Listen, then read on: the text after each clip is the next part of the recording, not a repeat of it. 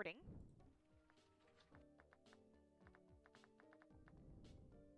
Hi, Jules. Thank you. I guess we're not going to sign in Triggerfire because Triggerfire hates me. We're going to do a prediction. PvZ all minigames. And as we all know, all minigames is a little bit volatile. So we're going to do a pretty big mid-believer of a sub 2-hour run. That basically means no deaths and not screwing up a ton, which is always plausible in this game. So we're going to do a 20-minute prediction. Alrighty. I have my little thing up here. This is a Frost Fatale submission stream, so I'm going to do my little comment again.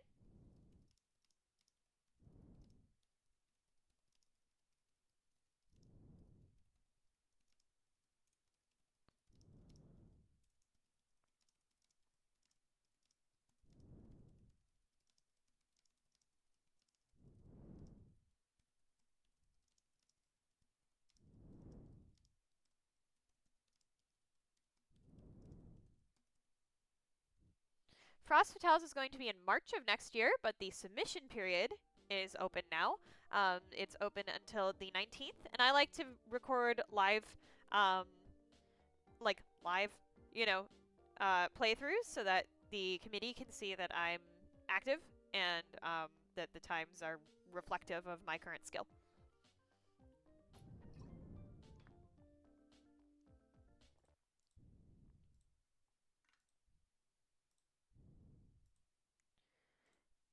No, I think it's during the winter part of March, because it turns over to spring at the end of March, right? And I think Frost Fatales is in like the early to mid March. I don't know the exact dates, but I should double check that. Yeah, but this is another Frost Fatale submission stream and PB attempt, because we definitely can improve this PB. Unfortunately, in our PB, our slot machine is really good. And our walnut bowling is pretty decent. So that's going to be a hard thing to match on a no reset. But our IRS is really bad.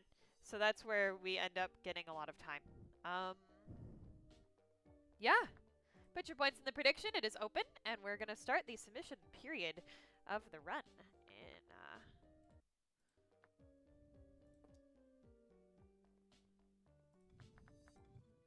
Alright. I actually have to use the year edition. Sorry, I forgot. Only Game of the Year edition has my complete file. Oh, and it's gonna open full screen. And way too loud. Yep.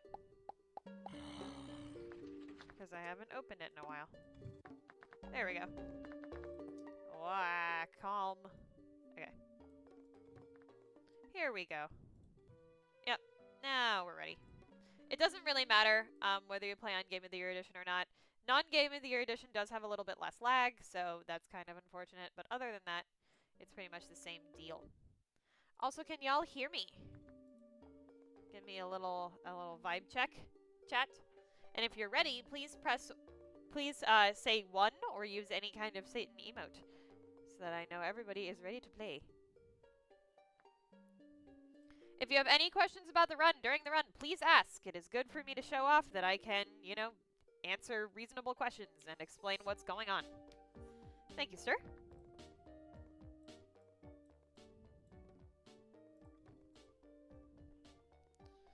Awesome. All right, I think we're ready to start going then. Reminder that the prediction is open. You can put your points in that. I will not be reminding again because I'm going to be doing submission stuff.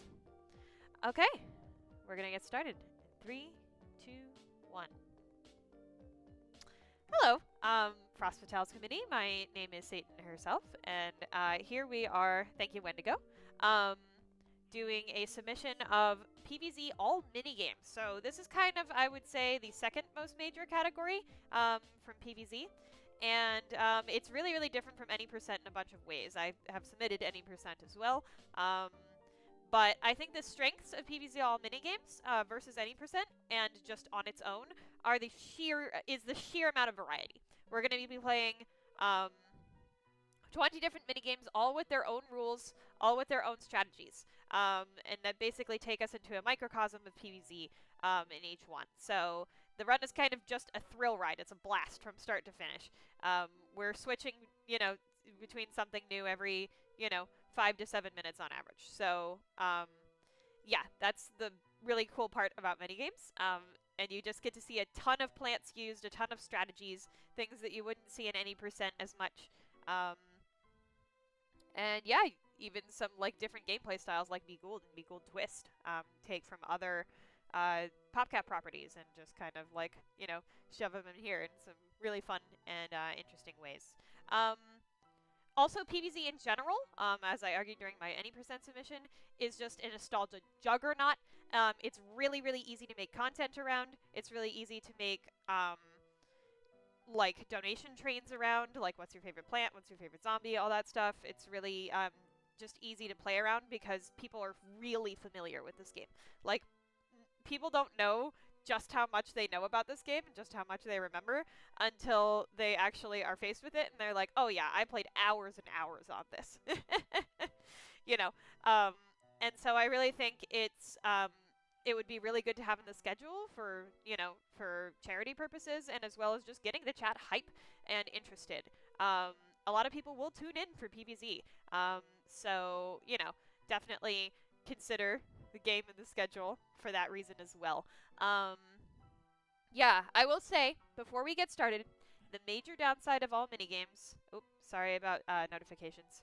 I have to play on the Steam version for this one, so yeah, we're going to get those every now and again, but it should be okay. The major downside of all minigames as a category is that it is incredibly inconsistent. Unfortunately, there are lots of levels in which you could die. Yeah, Sasquatch. Sasquatch is in the chat. Sasquatch is a very experienced PvZ player. Very, very good at this game. Good to have you. But anyhow, there are multiple levels in which you could die. We place them at the beginning of the run, so that, good for resets. But in a no reset setting, obviously, that's kind of not a thing as much. And yeah, so the estimate will end up probably being like 215, 220, even though my PB is 215 is probably right, even though my PB right now is about 20 minutes under that. Because first of all, you can just go a little bit slower than PB, obviously, but also you can die to certain stages in this run, and that takes about, at minimum, like 5 minutes, at maximum, like 9 minutes to get back. So, it's good to account for at least one death, if not, if you're really unlucky, too. We're going to see what happens today. I am hoping for no deaths. There may be a death in Walnut Bowling. Walnut Bowling, I would say, is the most prone to deaths, but it's raining seeds, and Invisible can also kill you. So we will just kind of have to see what happens. Yeah. But this is a really fun run. If it's okay to go under estimate or, have a bit of a longer estimate, then I definitely recommend Minigames to be in the marathon. I think Any Percent is a bit of a better showcase of the game overall, but of course it's a really long run, and Minigames is just about in that right length to make it still a really substantial run and show off a lot while also being not too long. So yeah, we're going to get started here in a minute. That's fair. I think you're pretty darn experienced, though. Yeah, and so we're going to get started here with our first level slot machine, and timer starts when I hit the minigame icon. So, 3, 2, 1. It actually started on new game, so we actually started the timer a second late. So, this level's called Slot Machine. It's exactly what it sounds like. It's a slot machine. You pay 25 sun every time you spin the wheel, and then you get something. Or you don't. You get something if there's 2 of the same plant, sun, or diamonds on the wheel. Yeah, enough. And our goal here is to get to 2,000 sun. So we really want sunflowers. Very nice. That's a really good start. And we really want sun, those sun icons. If you get 2, you get a little sun boost. If you get all 3, you get what's called a sun jackpot, and we're really looking for that in particular. Yeah, the zombies we don't really care about. We mostly want to protect our sunflowers, so I'm just focusing ammo in the top two here right now, so that when we get more sunflowers, we can place them here. Yeah. Normally, I would actually reset this already. That's the thing with all minigames, is that there is literally a level called Slot Machine. You actually just have to know when to reset on it. It is evil. It is. Yep. There's a reason a lot of runners do not grind this category. There's a reason that a lot of runners will do this category every once in a while when they feel like it, but they will not sink a bunch of hours into this category. I think that is a very reasonable thing to do. I like it. I think it's a very fun category. There's a lot of good things about this category. Don't get me wrong, but it is kind of, yeah. You know, it's not the most ideal thing ever. Yeah, it's too bad we've only gotten this one sunflower here. It's going to be a little bit of a slow level here, unfortunately. The only technical note about Slot Machine, ooh, very good. Okay, Sunflower Jackpot is going to speed us up a lot. Oh, and some bonus sun. Perfect. The only technical note about Slot Machine is that you don't want your mouse to hover on this, this lever thing, even though you think you might want to for optimal spinning, because it actually produces lag. So that's why I'm putting my mouse just off of this and then going again. Yeah, it's sort of a one-and-done category, but it's really fun. It's really fun. There's just so much going on in it, and a lot of fun, wacky shenanigans that it is really good for showcases. It was just on Bargain Bin, actually, at GDQ, so yeah, that was a really fun run. Oh, look at that. All right, well, our luck is turning around. We're getting the sunflowers we need. Let's reinforce this spot. Okay, it's not going to be such a bad slot machine after all. It's still not going to be that good, but it certainly won't slow us down so much that we'll be out of contention for PBing. You're not first, man picking. Classic man picking shenanigan. Yeah, and then the other technical note about this level, there aren't many, but there are a few, is that there is actually a point in which you want to stop rolling. And that point, there's a mathematical equation for that. Basically, it's 1900 suns, so 1,900, minus the amount of sunflowers you have, times 100. If you have that much sun, you want to stop rolling. It's just something that speedrunners have figured out is the optimal way to play this stage. So right now we have 10 sunflowers, so we're going to stop rolling once we have 900 sun, which will happen soon. And that just basically, like, the sunflowers produce at a rate that, you know, if you're accounting for what you get from the spins, that's how you should do it. Remind me in 7 minutes. Yeah, oh yeah, prediction. So yeah, we're going to stop spinning here, and we're just going to chill. I'm going to talk about a little bit about how we decide where each of the levels go in this run, because you don't have to play any level in order in all minigames. You have all of them unlocked from the start. There's a couple of incentives for us to place levels where we do. The first is obviously, like, uncertainty of time. So, like, Slot Machine is obviously first because it's incredibly random. There are very, very few things you can do to control how fast this stage goes, so we just have it early. Yeah. That's also true for something like It's Raining Seeds, which you'll see later is also very, very RNG heavy. You have a little bit more control on that level, but it still is incredibly variable. Walnut Bowling, people don't really agree where to put it right now. I put it second because I think it's so dangerous in terms of taking a death that I like to see whether I get past that before I even go into It's Raining Seeds. But some people will put it a little bit later. But it's still one of the hardest and most RNG-dependent levels in the run, so it's definitely early for most people as well. Zomboss's Revenge is also very RNG-heavy. Alright, 531 is actually not bad for no reset slot machine. We will take it. Walnut Bowling. Alright, now that we're here, Walnut Bowling is hard. Really, really hard. It's like way harder than you would think it would be. This minigame. In the any percent portion, it's pretty much a pushover level. Oh no, Murkrow's lovely, Froppy. You don't really have to worry about it all that much, besides going fast, obviously. But in this level, it is a completely different story. There are 2 flags, lots of bucket heads, so they're hard zombies to kill. I don't know why. Like 1 second because of false start. Fair, so it's like a 5:30. Anyway, what was I saying? Great question. Yeah, there's lots of really high health zombies that are hard to kill.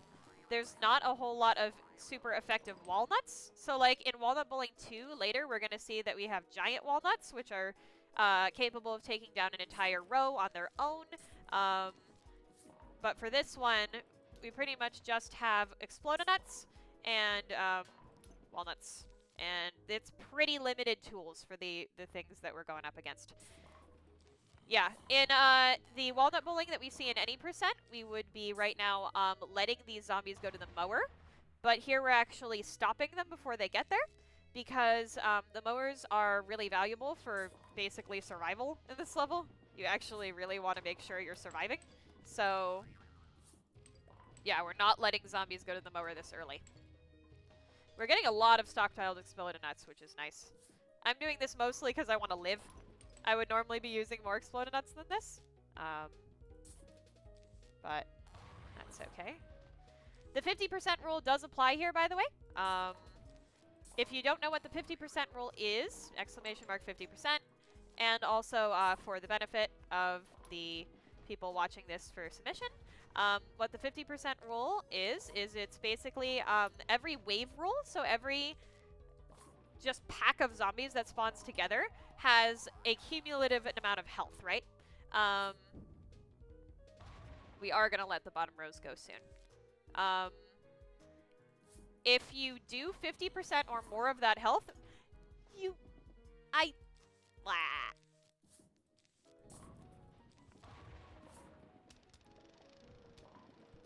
That's just unlucky. That's just really, really unlucky. Oh well. If you do 50% or more of that health, the next wave is guaranteed to spawn. It basically does the like spawn trigger. So we're trying to do 50% of each wave's health so that the next one spawns. So I'm just hitting them really fast with Explodonuts here to try to get waves to spawn as fast as I can at this point.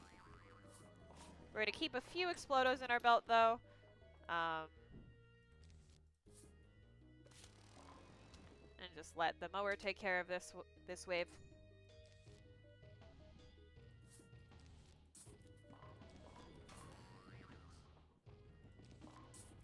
Also, for the 50% rule, it's a little bit different in Walnut Bowling than it is in previous levels, because tapping the like buckets or cones actually does a lot of that 50% rule. A lot more than you might think. Yeah, we're also looking for standard walnut ricochets. Those are good for surviving. Ah, didn't get the rule in time. That's unfortunate. Okay, let's tap everything up here.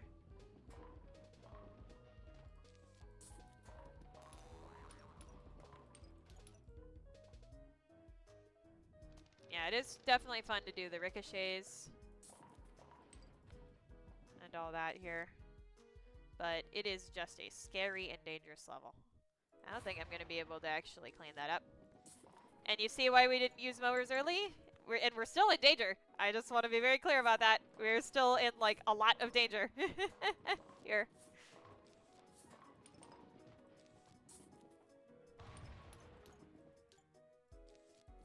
We're going to have to do this.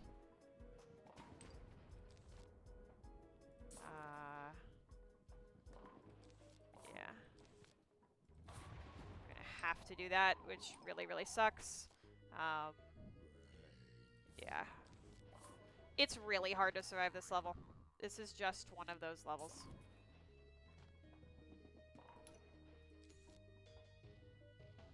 I'm gonna wait until our guy is here so that I can guaranteed make him jump. Yep. Oh, just barely. Yep. And that is an example of why the estimate needs to be so long. Of exactly that. There was no way to avoid that, unfortunately, at a certain point. Yep. That's the brutality of Walnut Bowling 1.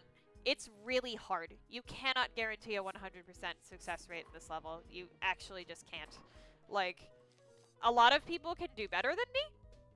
I'm not the most skilled at this, but you never can guarantee a 100% success rate in this level, no matter how good you are. It doesn't matter.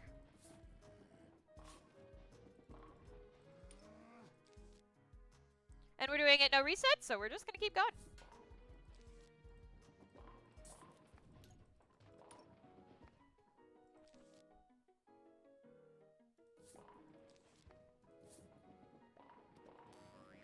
Oh, we're unlucky dodges there.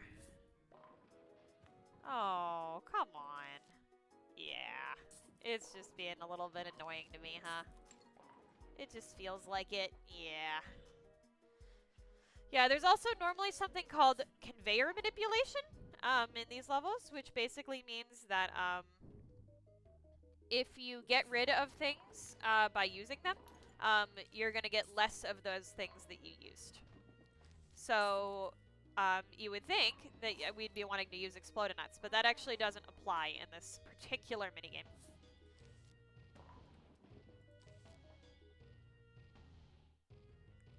In this exact minigame, that's not how it works. And it's funny because in Walnut Bowling 2, which we'll see later in the run, it is how it works. Wow, the spacing's really, really unfortunate here. We are not getting value out of all walnuts, which, as you have seen, is a bad thing. We want to be getting as much value as we can here.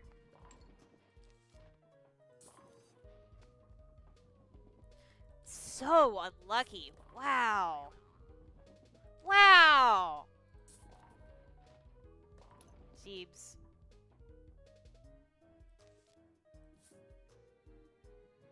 Give me a regular, please. Thank you.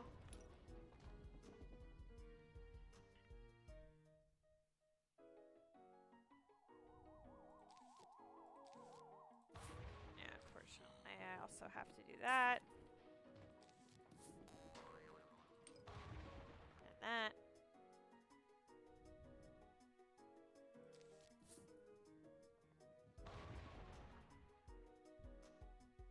Yep, all minigames moment. I remember the first time I PB'd on this category, I won Walnut Bowling, like my first try, and I was just like, wow, this isn't so bad. Why do people not play this very much?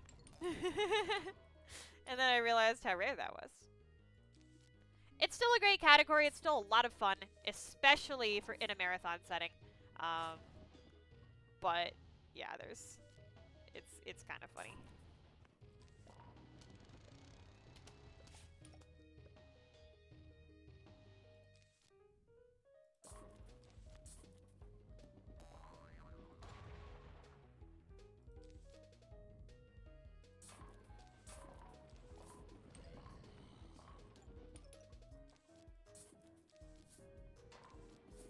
Yeah, in this PB I also golded this level, so yeah.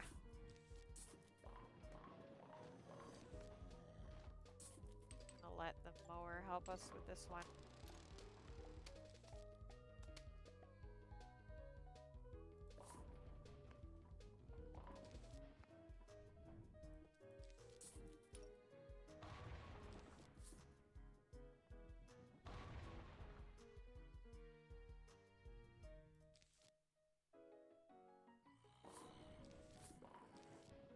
Yeah, I would turn Steam notifications off while doing the real run, obviously.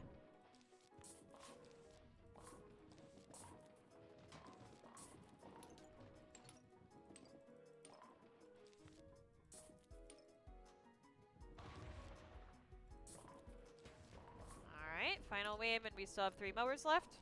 That's much better than last time. Yeah, Baldur's Gate 3 Pog. True. Yeah, unfortunately we have no more Explodos to speak of, but we do have Morris.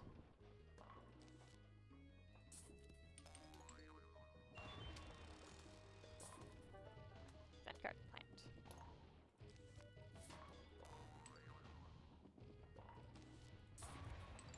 Okay, now we are guaranteed to win. Thank goodness. Yep, and now we're casually 8 minutes behind our PB, but as I said, that's how it goes. That's what no resets of this sometimes look like. Now we're going to hope that this is just our last loss for the run. And if so, then we should still be under the 215 estimate that I was thinking about. And now we're going to play some It's Raining Seeds. This is one of the reasons why this run is so much fun. So, It's Raining Seeds is what it sounds like. The seed packets are going to fall from the sky, we are going to plant them. Nice! Repeater early is really good. We also have a mine on our top bit here. Oh, and fume? Okay, okay, I'll take it, I'll take it. And of course, it's very energy dependent. Lily pads are more likely to spawn than anything else in this level. But aside from that, you're kind of just at the mercy of whatever the game wants to give you. It's fog, so you have to, you know, deal with the fog. We are going to get to see in a bit here, but I'm going to let this blower almost die before I pick it up. And wait for the second wave to get started here. Unless that already was the second wave. Yeah, it definitely was.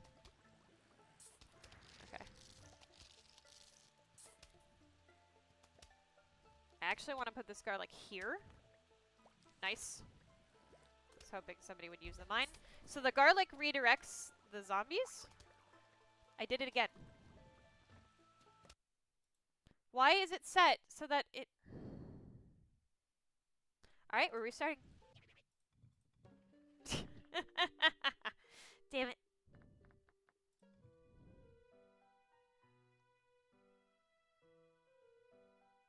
Damn it.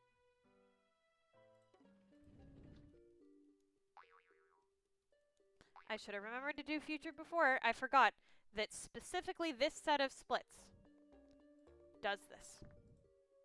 When I do future, it doesn't give me the pop-up that lets me cancel it resetting. It just resets, and I can't do anything about it.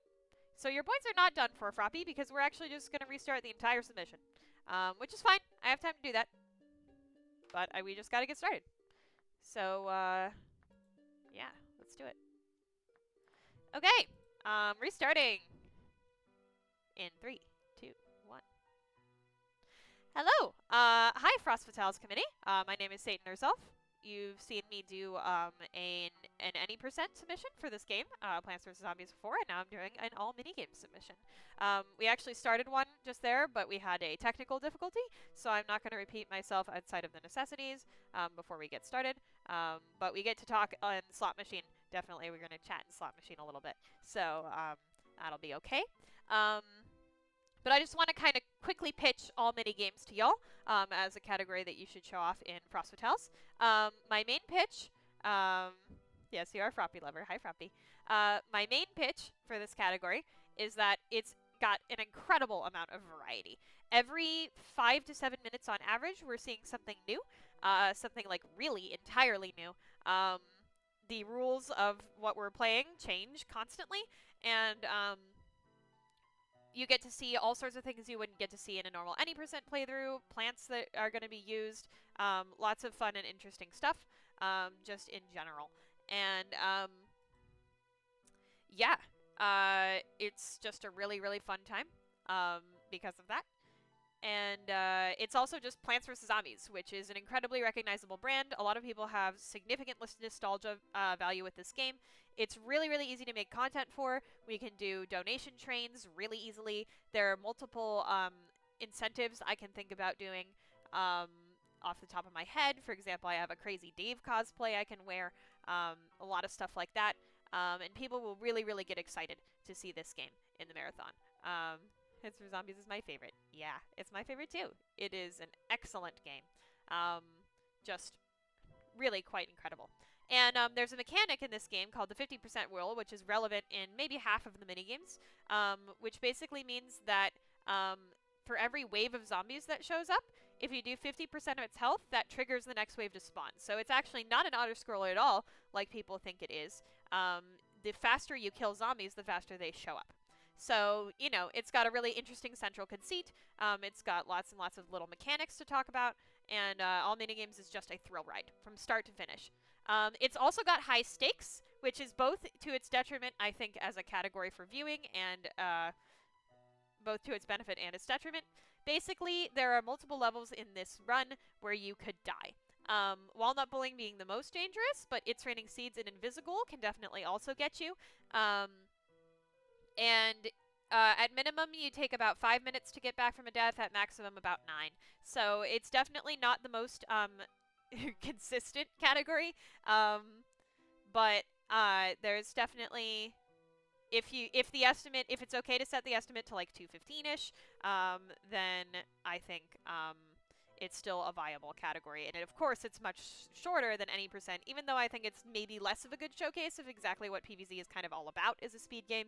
It's still shorter and has a lot of fun stuff in it. So definitely recommend. And yeah, we're going to get started here with Slot Machine.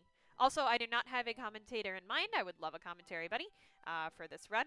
I would love a commentary buddy who also likes PvZ a lot and has a history with the game, because I think that'd be really fun to bounce off of them with. Yeah. We're going to start with Slot Machine here, which is exactly what it sounds like. It's a slot machine. So, and go. Yeah. So Slot Machine is, as I said, exactly what it sounds like. We get to spin this slot machine and see what we get, basically. Our goal is to get to 2,000 sun, and we can get sun through it falling from the sky, like it does in normal day levels, or through sunflowers. What good timing. Or through sun that's given to us directly from the wheel. We are, of course, then hoping for as many sunflowers and sun bonuses and jackpots as early as we possibly can get them. The pea shooters are really just useful for protecting our sunflowers from being eaten by zombies, and from protecting us from dying, just in general. Walnuts are the same. If you get 3 of a kind on the wheel, as you just saw there with the snow peas, it'll give you 3 of that thing. So we're especially hoping for sun jackpots, which are 3 sun things at a time, or sunflower jackpots, which are 3 sunflowers at a time, of course. Right now we're getting a little bit, a healthy stream of bonus sun, a couple of sunflowers, so this is actually a really good start for a no reset. I'm pretty happy with this so far. Nice mower kill. That's funny. Yeah, so there's actually a mathematical equation for when to stop this level. That's like one of the small pieces of tech you can do, which is you take the number 1900, 1900, and then you subtract the amount of sunflowers that you currently have times 100. So right now we have 3 sunflowers, so we would be stopping at 1600 sun. That's because sunflowers make a consistent, have like a consistent-ish producing rate. So, you know, people have mathed it out and have seen that based on what the wheel on average is most likely to give you, that's when you should stop spinning it, because it takes 25 sun each spin. So, you know. We saw sun jackpot go by there, but we didn't get it. I got some sun, though. This is actually quite a good start. We would want more sunflowers, of course, but I'm pretty happy with how this is going so far. This will be pretty good. We're getting a lot of pea shooters, too. There actually is a very subtle manipulation thing going on here, where the more pea shooters you get, the less likely you are to get more in general. This level is kind of defying that, but that is actually true. So we're hoping maybe for some sunflower stuff going on here soon.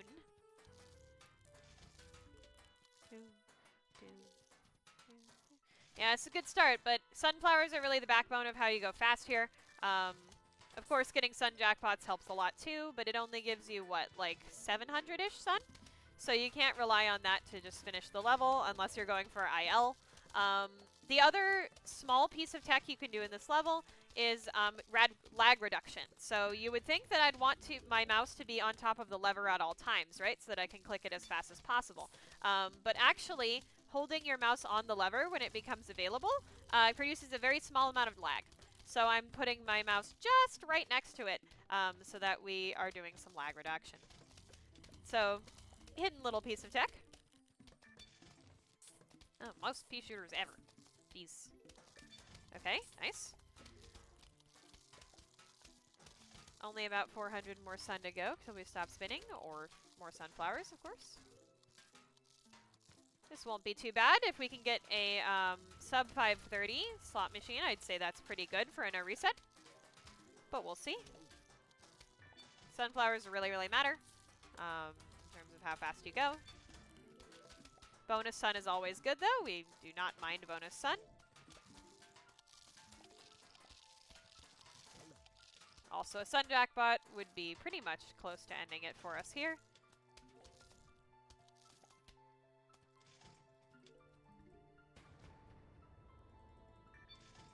Alright, bonus sun, bonus sun.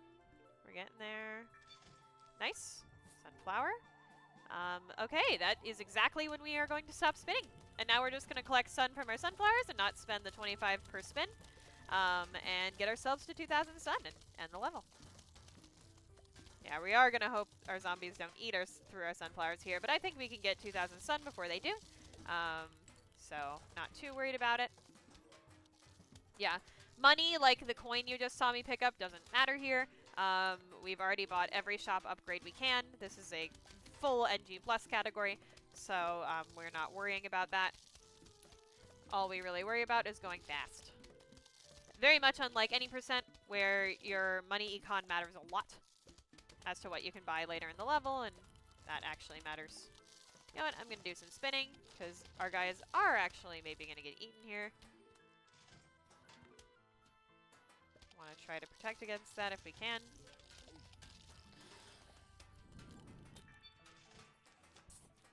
Well, we have a makeup sunflower. So that's good.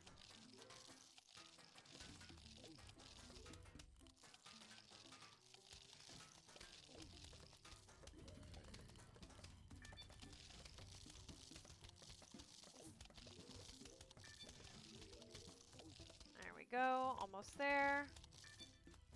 Nice, we get to hold them off so that they don't kill us. I've never almost died in a slot machine before. New one. That's a new one. I love seeing all the zombies die at once at the end there. That is a new one. Alright. Well, if we don't die in walnut bowling, we still certainly have an alive run. So we're going to try not to do that. Now, the reason that walnut bowling is so dangerous, there are a couple of reasons, actually. The first is that there's a lot of high health zombies, so it's difficult to clear them out with normal... It was not the worst slot machine ever. You can get slot machines that are way worse than that. So it's really hard to kill them with just standard walnuts. And the only other walnut type you have is Explode-A-Nut. And you want to preserve those Explode-A-Nuts as much as possible, obviously, because they are really, really valuable. Because they're basically a cherry bomb. And that's really, really useful for this level when the zombies start coming in hordes. This zombie is going to be really hard to get to, so I am going to use an Exploder early.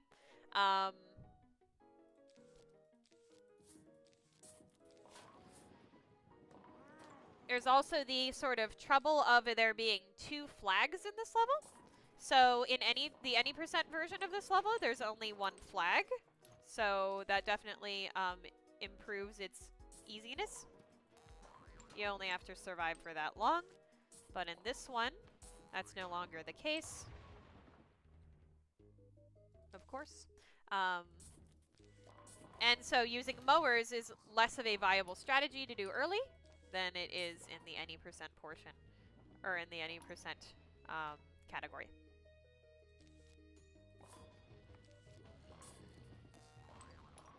I don't want this guy running into my mower. We really don't want to be using mowers early at all. So we're going to try to preserve them by using mostly walnut kills until really late in the level.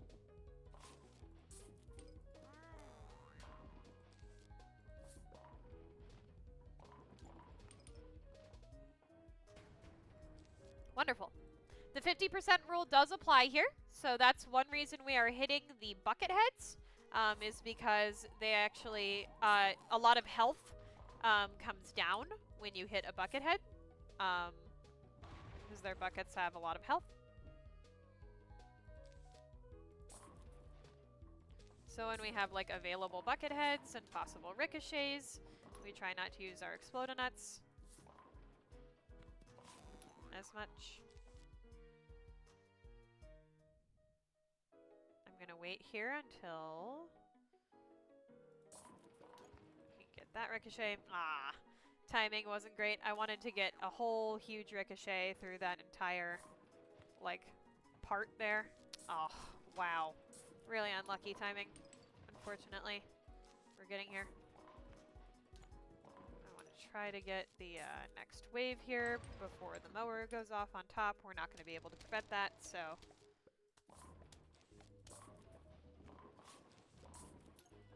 Also going to get this rule before this mower might go off.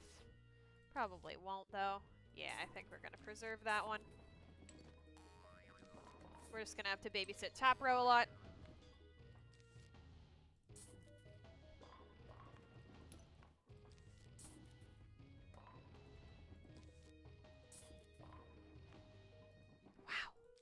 Very, very unlucky on the spacing of these guys. We just cannot get ricochets at all.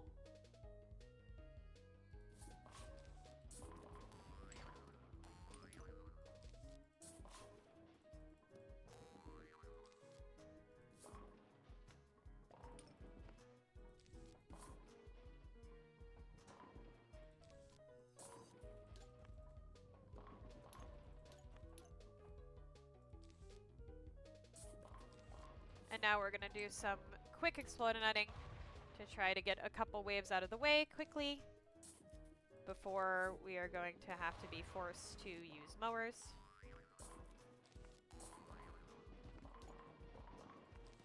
Finally, some big ricocheting action that we were looking for. We are going to let this mower go because it kills a bucket head, which should give us a rule. Yep.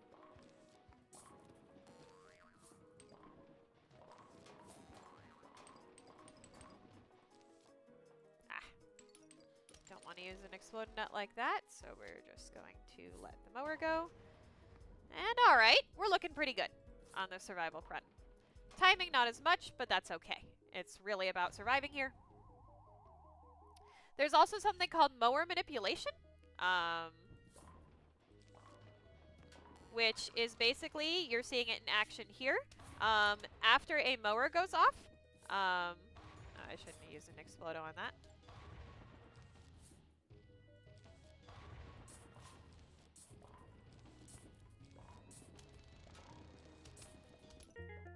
Nice. After a mower goes off, zombies will not spawn in that row for 2 more minutes. Or for 2 more, not 2 more minutes, 2 more waves. So we used that to our advantage there to make sure that the final wave was compressed on top, and we were able to kill it. Hooray. Alright, now we are into It's Raining Seeds. It's Raining Seeds is about as random as Slot Machine is. You get a bunch of seed packets that fall down from the sky. Not as good of a start as last time. Lily pads have a higher chance of dropping, and there are certain plants that can't drop. But for the most part, you're basically just at the mercy of whatever the game wants to do with you. Of course, it's a fog level, so we have to deal with the fog here. And yeah, we're just going to kind of see how it goes. After a little while, the seed packets disappear. So we are going to have to use some of that as soon as we see it. Or we're going to have to use plants, you know, not as soon as we see them, but within a certain time frame. And of course, we have to basically figure out where we want to put everything. How most effectively to use all of our plants. Double butter is actually alright. Believe it or not, torchwood does work in the rain. This plant has a 50% or 1 in 4 chance. Yep. Every shot to fire a butter, which immobilizes the zombie and does more damage. But normally it's going to be firing kernels. So if you're doing 2 at once, that actually is not too bad, right? Using on the next thing that comes here. A torchwood early is pretty good. We're looking for torchwoods because they, of course, assist in oof, that's no good.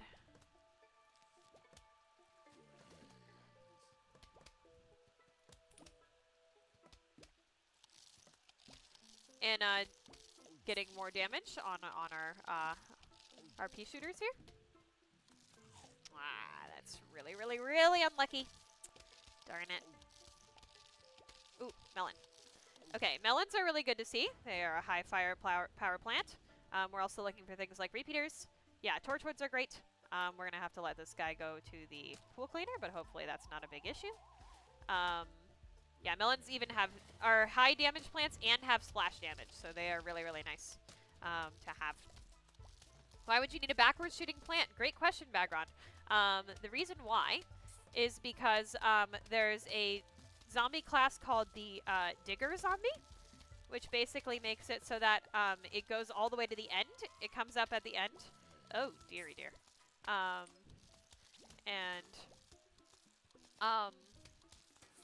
Yeah, we haven't been getting many instants, so I guess I'm not surprised that that happened there. And then it starts eating through your plants backwards. So that's why you would want that.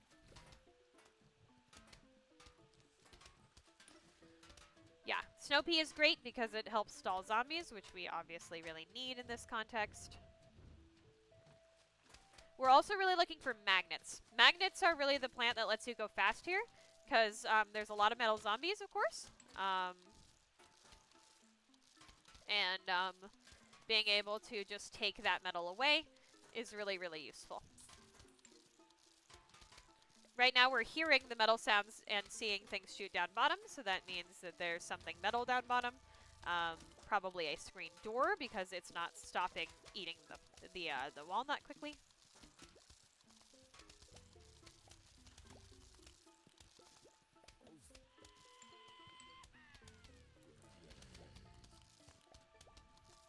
That just took a spikeweed. Oh no.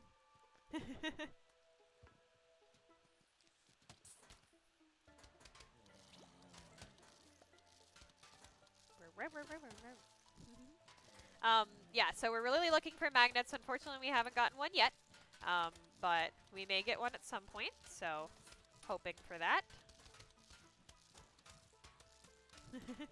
Get buttered. That's a lot of butter. 3 marigolds! Can we get some Petrus money if anybody in the chat is subscribed to Peter? Luckily, we can see top row at all times, so there we're taking advantage of using a single hypno on that bucket to advance the wave faster. Because 50% roll applies here, so the faster we kill our zombies, the faster we get to advance. This level is going to look super different every single time. That's the really cool thing about It's Raining Seeds. You really just play around what you get, and oh my god, 4 marigolds. You almost never get this many marigolds. That's pretty hilarious. They're useless. They only make money, which, as we said before, we do not need. So, yep. Oh well.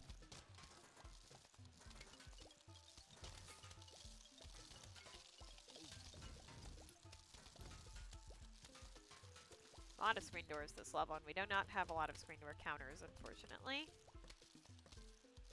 Yep, you kind of just have to improv based on what you get. We can see for a little bit. Oh boy, bottom looks terrible. Ooh, jalapeno. We're going to try to save that a little bit for a little while.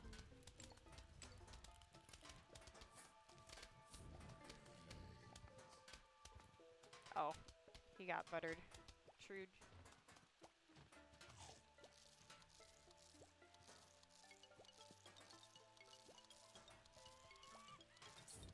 Okay, we can at least,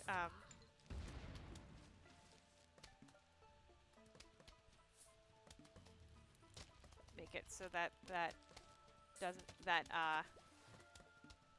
thing doesn't take that walnut. That's a nice football counter when we need it. Yeah, Torchwood gives us a little bit of visibility, so that's pretty helpful.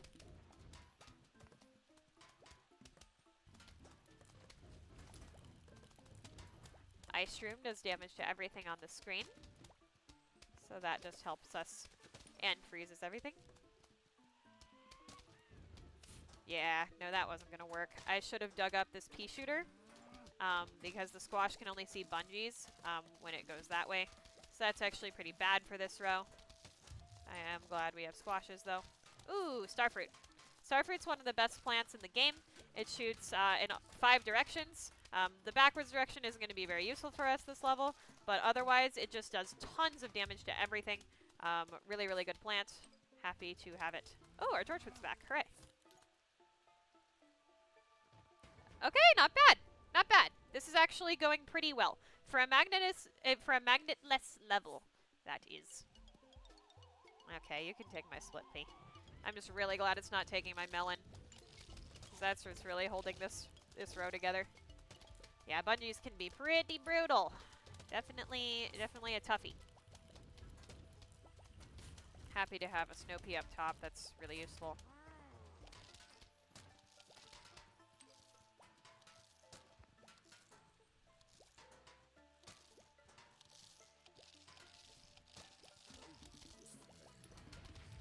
Just gonna do a cherry bomb when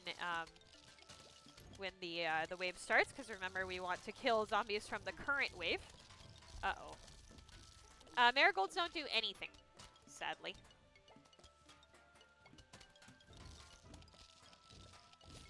Yes!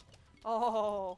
So we just saw an example of something really cool there called Starfruit shotgunning. So basically, how that works... No! Dang it! I was hoping it wouldn't do that, but we couldn't get any more damage on it than we did. Aww. But you did see something really cool there called Starfruit shotgunning. So basically when a zombie is eating a Starfruit, it takes all 5 bullets of the Starfruit instead of just 1. And that makes it into kind of a mini insta. Yeah, the Marigold does give money, but obviously that basically means nothing in the run that we are doing right now, because this is a full NG Plus run. We have everything purchased, so yeah. Alright, we're gonna use Doomshroom here. It's nice to claim up top.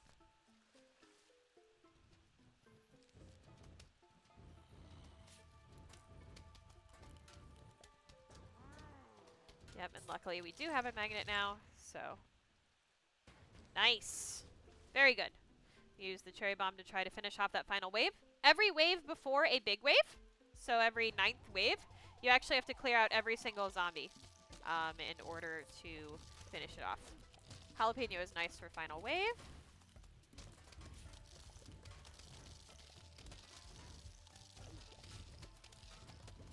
We'll see where we need to use it the most. I'm liking bottom for that, and cherry bomb up here.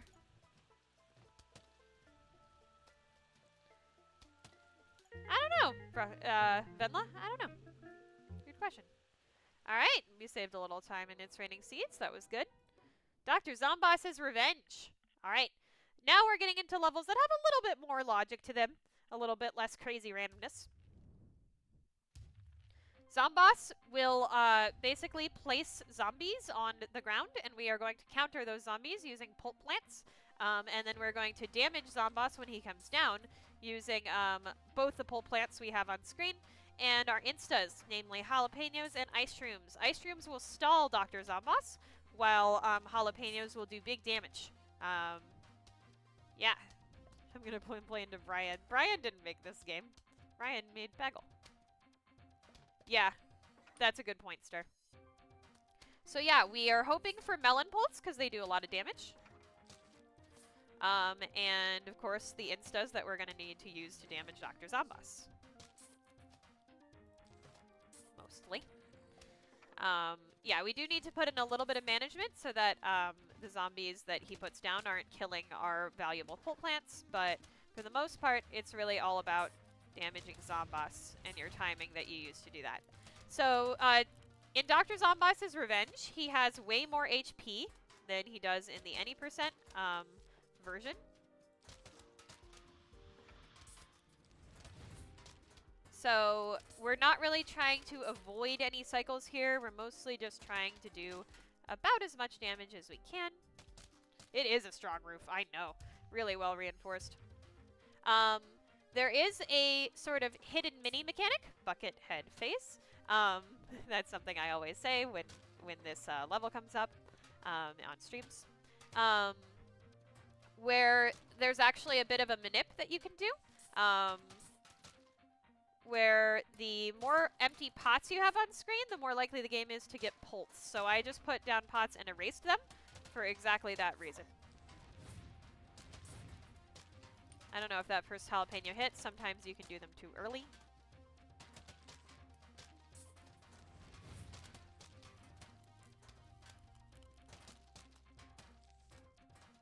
Yeah, you also do have standard mower manipulation in this level, which basically means that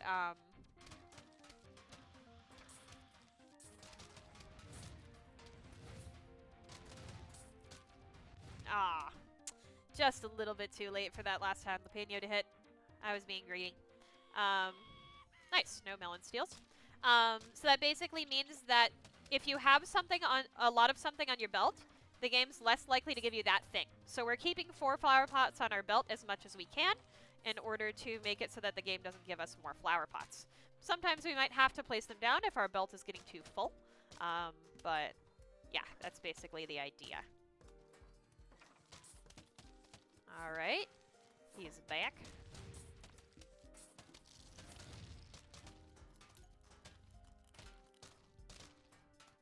Yeah, I think we're hoping for a 5 cycle.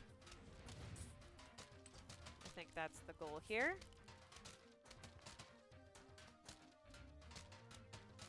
We're also hoping for an ice room, because we kind of used them. Oops. Okay. I don't want my melon to get got, so that's unfortunate, but it be like that. Fuck! Alright, we got bust. So, yeah, if you go long enough, he'll throw a bus at your plants and just kill a bunch of them. It's not actually a bus, it's an RV trailer, but we like to call it a bus, because, I don't know. It's just what the community has done. Yep, Gargs are kind of annoying. We're kind of going to just have to wait until either it's threatening us too much or Zomboss comes down and deal with it. We're gonna, I think, ice stream this whole mess for right now. Yeah, footballs are annoying too.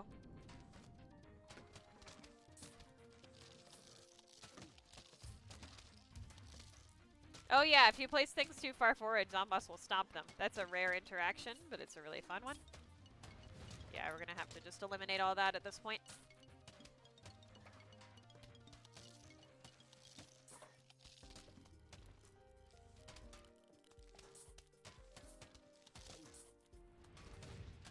Unfortunately, we did not time that correctly. That's really rude. That the ice cream somehow didn't hit. That was really unlucky. I'm gonna freeze these guys to try to save my melons. Yeah, this is a tough level. It's basically just a balance. Okay. It's basically just like a delicate balance between how much do you preserve your infrastructure versus how much do you save instas for Zomboss to come down. If we can kill Zomboss on the next time he comes down, which we will not because he came down really, really fast. But we'll see. We'll try to do some ice stream stalling and see if it works. It might. You never know.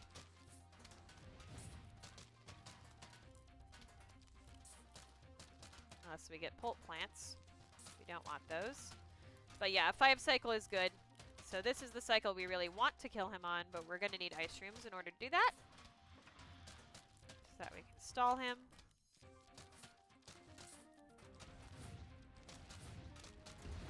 Yeah, just such... It's much too late to do one more ice room stall. That's okay. The next time he comes down will be the time. Why did you wait so long to do your bus? At least it didn't kill our melons. Come on, Zomboss. Yeah, a lot of RNG in this level too, which is why it's so early for a lot of people. Myself included.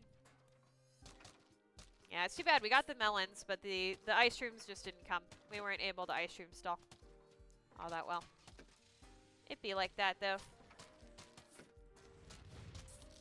We are going to be able to kill him really, really quickly when he comes back, so I'm not worrying about using instas very much. Yeah, it's too bad. We could have saved time here, too. But it'd be like that.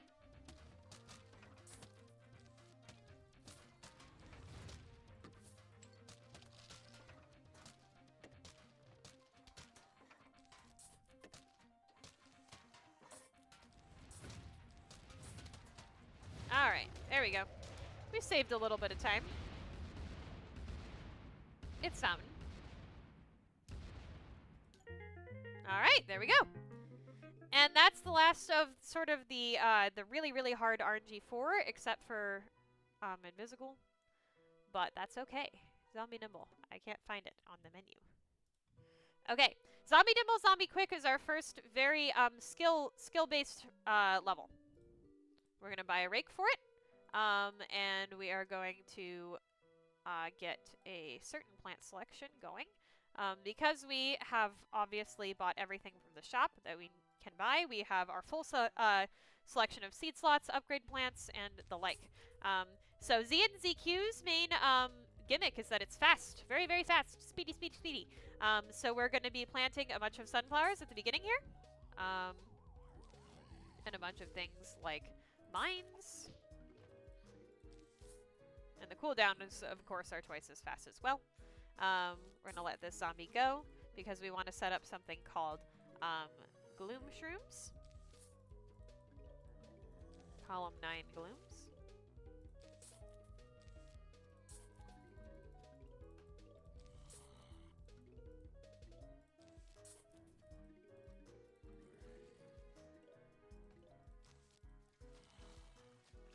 Thank you, Mythers.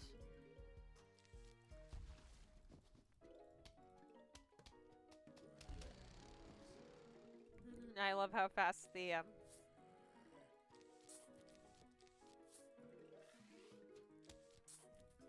mower goes. Pretty funny.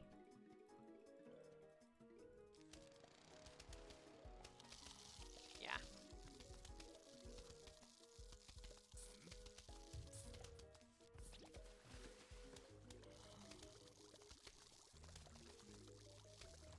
Yep. Planted sunflowers, getting our glooms up. So glooms are this upgrade plant to fume here that we have that sort of attacks in a 3x3 direction really quickly and powerfully.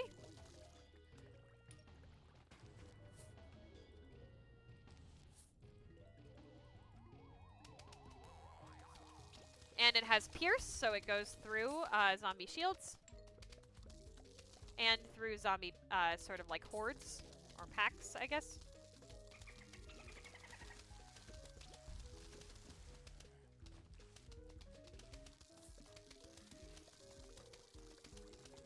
So our job in Z and ZQ is basically to try to get those up as fast as possible while using instas to try to improve our time at that.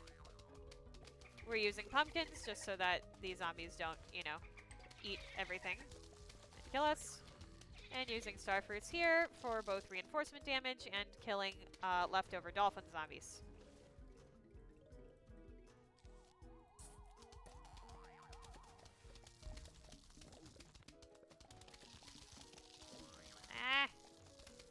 Let me do things.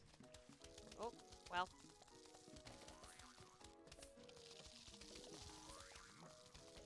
Getting a little bit out of hand here.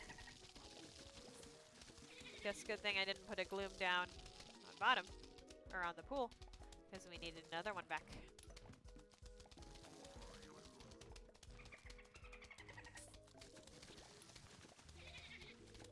Yeah, since this level is obviously super, super fast, zombie nimble, zombie quick, we're just trying to keep up with the speed. Click fast, put things down fast, be fast. All that good stuff. Glad we got a pumpkin back on that gloom in time. I'm gonna put a gloom here. The glooms on the water are much, much safer than the glooms on land. So we definitely are okay with having one there without a pumpkin, because the dolphins are gonna just jump over it, and the zombies that go on the water get killed really quickly by all that gloom action.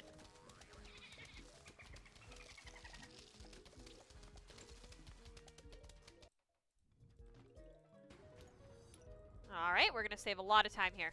I imagine I blundered a little bit in my original playthrough of this. Perfect. That was a good level. Alright, Invisigoul. Here's our last opportunity really to die. Invisigoul is, well, they're invisible, which is terrifying, obviously. So what we do about that is first off we have a rake. This rake is going to force the first zombie to spawn in this top row, so we know that the first zombie is up there, and is going to kill that zombie outright, just like that. So that's how we start our level a little bit easy. And then we have pea shooters that we are going to put in the very, very back. Even though pea shooters that are closer to zombies actually do more damage quicker, which is obviously good for the 50% roll, in this level we want to save them. We want to be as safe as humanly possible. We can hear, of course, from the audio cue that this is a cone head, but a solo pea shooter at the back is able to take care of that. Oh dear, that's unlucky. But that's okay, as a normie I think it can handle it. No zombies are allowed to spawn in the bottom row until the 6th wave. So this is the 4th wave. What we do is we basically put a walnut down there around the 6th wave to stall if we don't have a safe amount of pea shooters. We're basically just trying to track what zombies are on the screen based off of the things that we are hearing. And the places the bullets are going. We really do want some lily pads at some point to deal with the water, but so far our pea shooter count is pretty good. We'll be getting one kernel pult at some point during the level as well, but it's basically squashes, ice shrooms, walnuts, lily pads, if you can believe it, and pea shooters.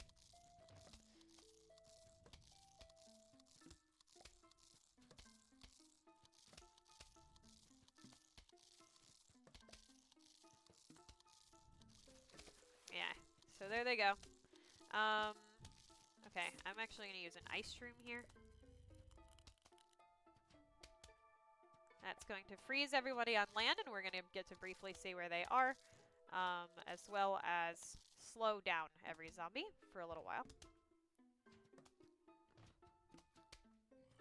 Eesh. I don't know what's going on with not getting any lily pads, but I don't like it. This is very, very unlikely. We are supposed to be getting lily pads for sure. Very strange that we're not getting them. Okay, we already have a squash there to deal with that. Okay, great. I know there are 2 zombies in this row because I've been paying attention. So I'm going to put the pea shooter up here and let the pool cleaner take care of that other row.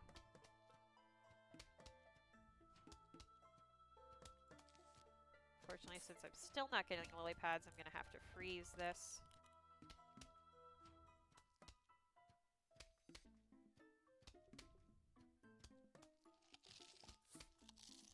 And I'm going to have to do it again.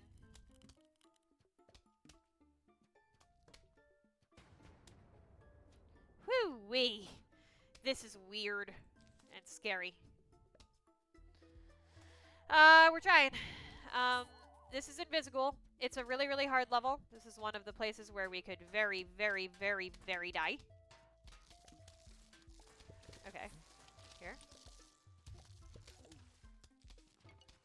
And we hadn't really been getting any lily pads up until this point. But luckily we just started getting them.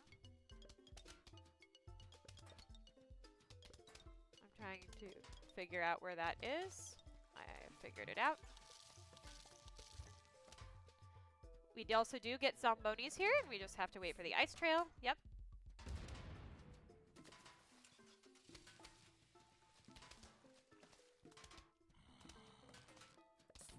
That's why we tried to save our squashes for metal stuff.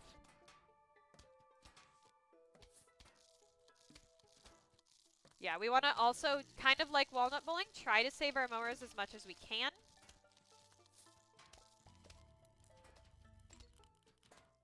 We want one ice stream for the final wave, but we can use them before that.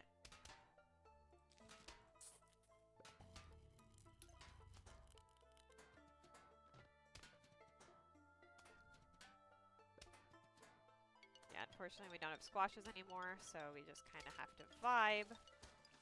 Oh, now we have some.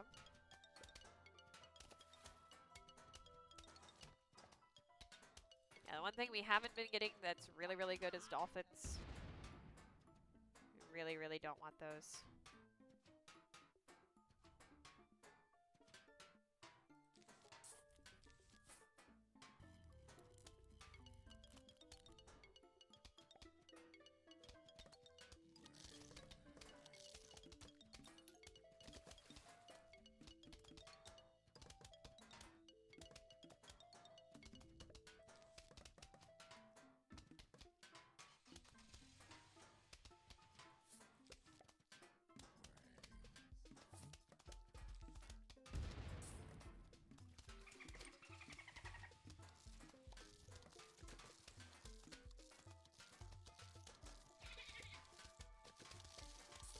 Alright, well I guess I'm happy I have ammo on top.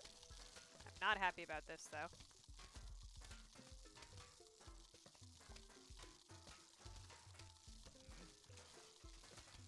Yeah, gonna have to get rid of that because this is the only one where we don't have a mower. Alright, nice.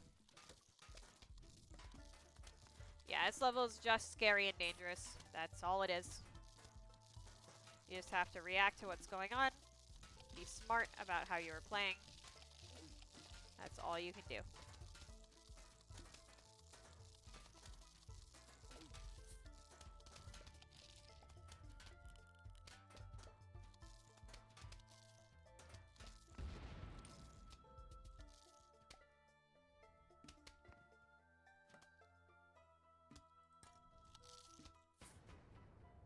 Just gonna let this go because there's 2 zombies there. So we just use the ice shroom in order to basically make it so that there were no ambush zombies. So usually in one of these water stages, there would be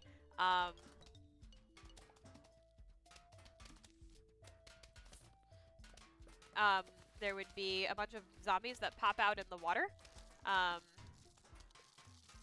right when the final wave started.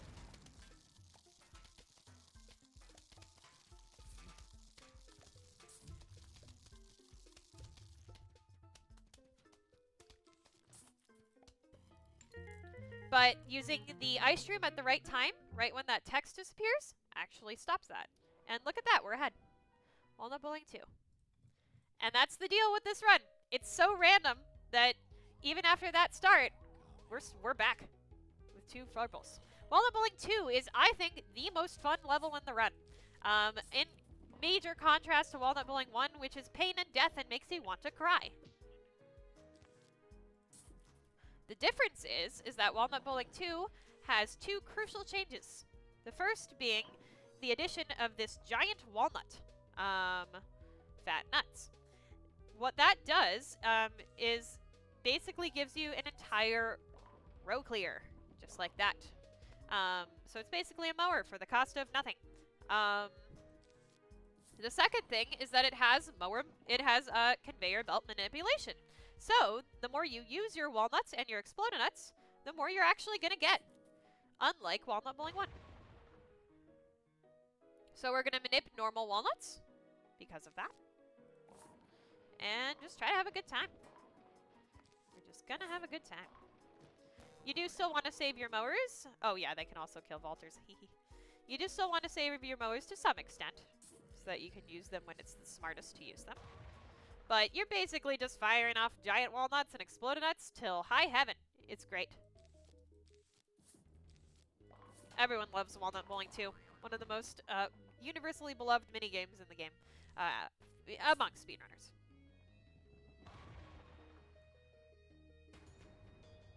Yeah, it's really a question of how fast you can go. You want to be using everything, you know, as efficiently as possible.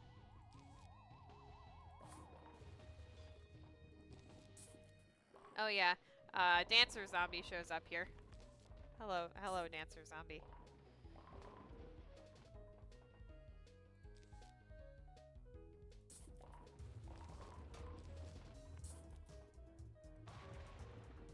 Kill you.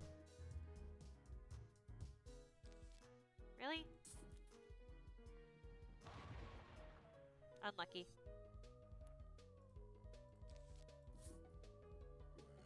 Yeah, I guess really the most strategy you have in this level is whether you use walnuts or exploded nuts to deal with any given situation. And targeting, of course, those high health zombies, such as bucket heads. Because bucket heads contribute really well to the 50% rule when they are killed.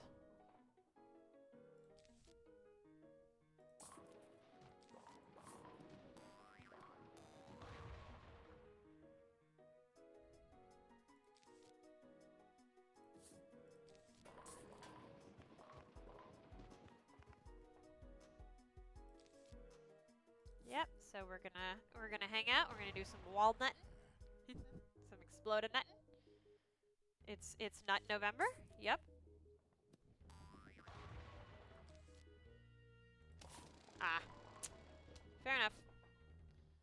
Fair enough. That was my bad.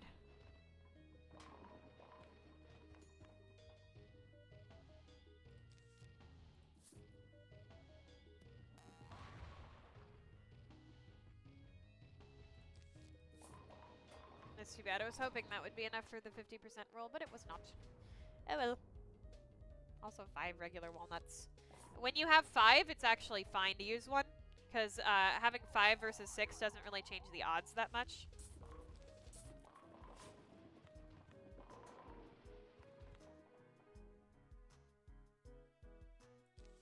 Really? Bucket wasn't enough, eh?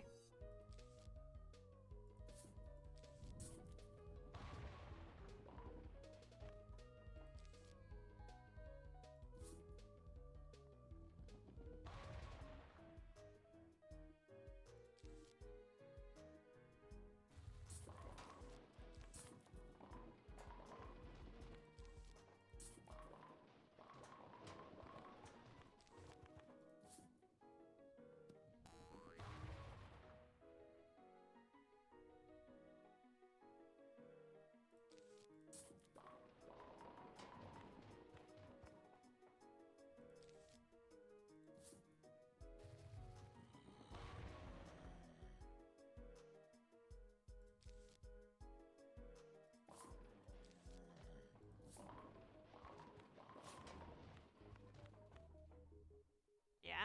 The backup dancers are really annoying because they kind of block your way, you know? But they're kind of the most annoying zombie type in this level. Otherwise, everything is pretty standard. Yeah, this is a pretty good time to use a mower. I'll take it.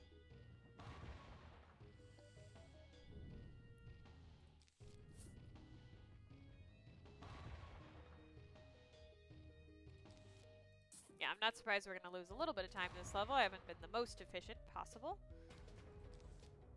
That's okay. No big.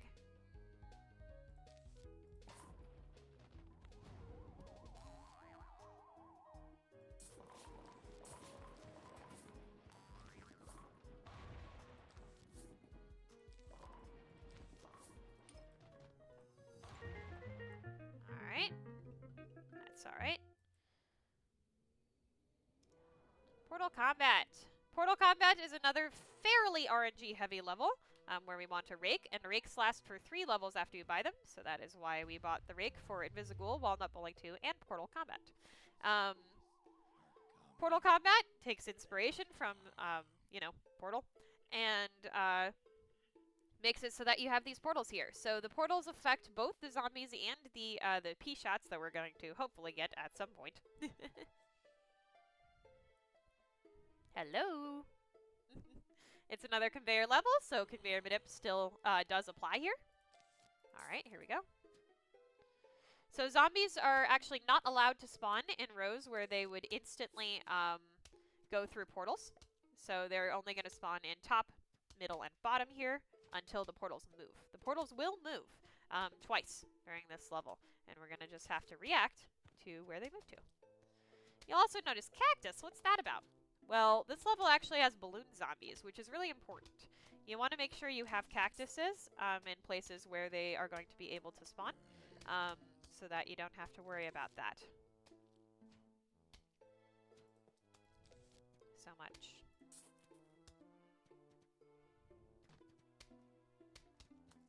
There are also metallic zombies and such, so I am saving my cherry bombs and torchwoods to know where to put them. You know.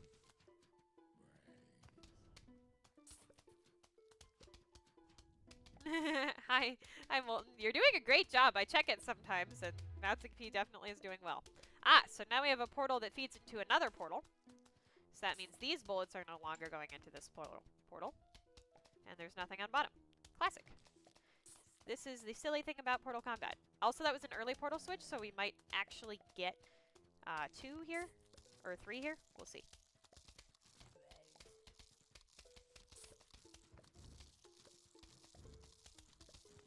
Yeah, the other important thing here is that this portal is positioned so that the game actually can spawn things right here.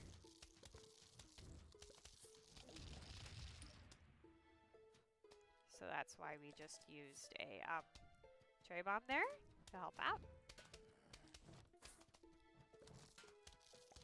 Unfortunately, we're going to have to use another. That's okay, we already have too many on the belt anyway. Portal relocating. Where's it gonna go? Ah. So now we don't have the thing that's gonna do that. Thank you for the Molten Mermaid command. Sorry, it still doesn't do the emote correctly. I have to figure out how to fix that. I could have done a cherry bomb in the center there to get everything. It's okay. Luckily, we do have a cactus there, so we don't have to waste a cherry bomb on that.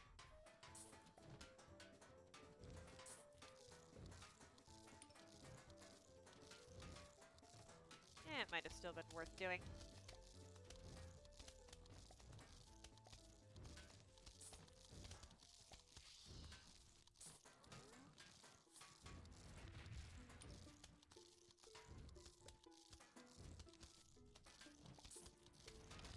Yep, 50% rule, of course, applies here, so that's kind of what we are going for. Alright, I'm going to see how the portal relocates before I do anything about this. Okay. In that case, we will use a cherry bomb to get that guy there.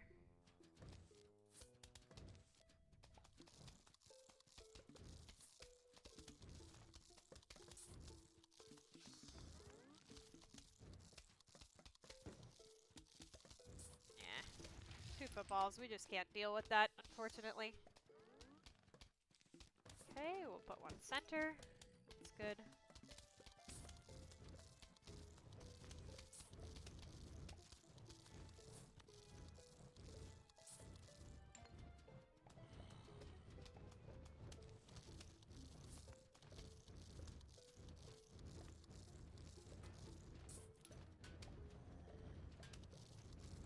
Yeah, I got some slightly unfortunate portal RNG, so not surprised we're losing a little bit of time. That's okay. Yeah, no, it's a funky one. Portal combat. Yeah, this one can kill you if you get unlucky enough with balloons, but it normally won't. Okay, at least we got the cherry bombs we needed for the final wave. Pretty good. Now we're going to play Column Like You See 'Em. This is a really fun minigame. It's definitely a casual fan favorite. And there is a logic to it. So we are going to do some cool speedrun strats here. Basically, you're given a set number of plants at the beginning. And the gimmick is that placing a plant down doesn't just put one down. It puts it down on all 5 columns here. Hooray. I think I might have put these 1 tile back, but that's okay. That's not a big deal. So, ooh, 3 melon pulls at the beginning is really good. You're guaranteed 2, but getting 3 means the level is more likely to go smoothly. So yeah, this is basically how it be. Yeah, I was supposed to do something slightly different here, so I'm doing some improv, just a little bit. But it should be okay.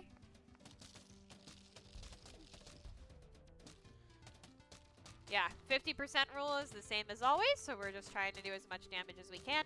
We're also really hoping for jalapenos. It's good that we have one. It's really good that we have one, actually, because jalapenos are going to be able to be basically a full screen clear here, and we're going to need that on those 9th waves, like I was talking about, where you have to kill every single thing in order to advance to the next wave.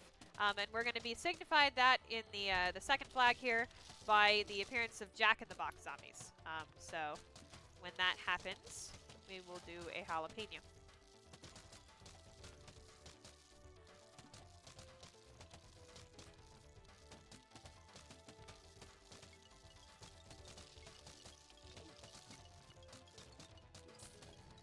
When everything's on screen, and now it's good. Done, done. We're hoping for more jalapenos to finish off more waves in the future, but we want to use one early so that we are not manipulating it or anything like that. Do a little bit of chomper action here.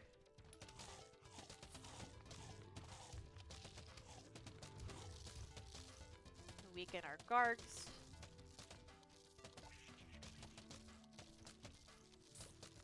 And put pumpkins on our 3rd set of melons so that the imps don't go crazy on them. And yep, at this point in the level, you kind of just let things roll.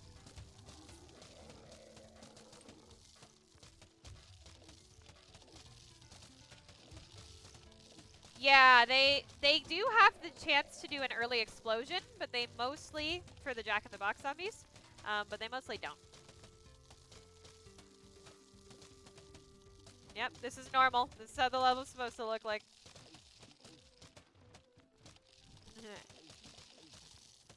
We do want more jalapenos, though.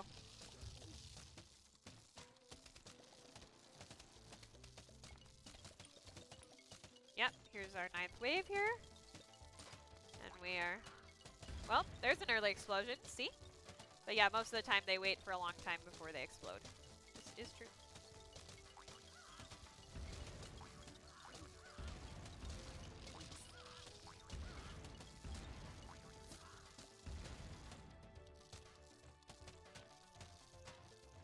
Yeah, we're gonna let this auto-scroll to the end, because the final wave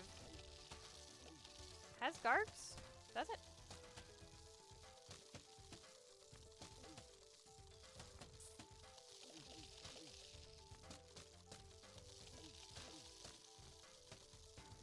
Cool.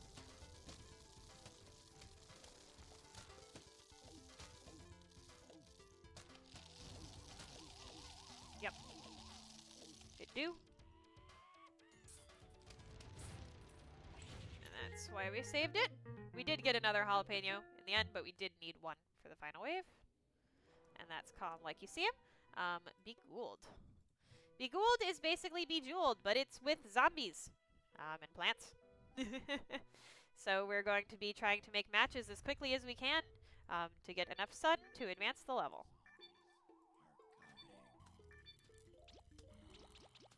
Pretty good start here.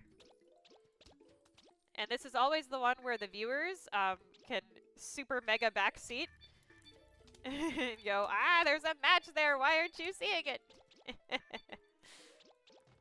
Very fun level for everyone in this regard. Yep. This is definitely one where if you're good at Bejeweled, it will transfer here. I'm okay at this. There are definitely people out there that do it a lot better. But I can find my matches.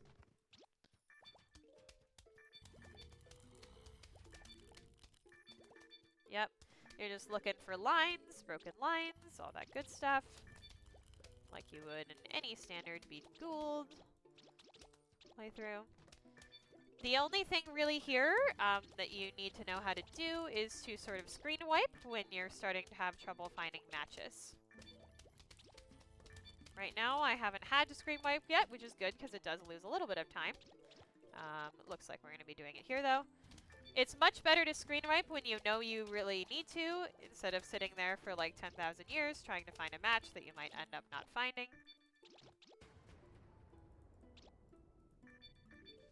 And because this level ends with matches and not sun, it doesn't really matter for your econ, it just matters for time that it takes to do the screen wipe, which is a small amount of time, but it's still time nonetheless.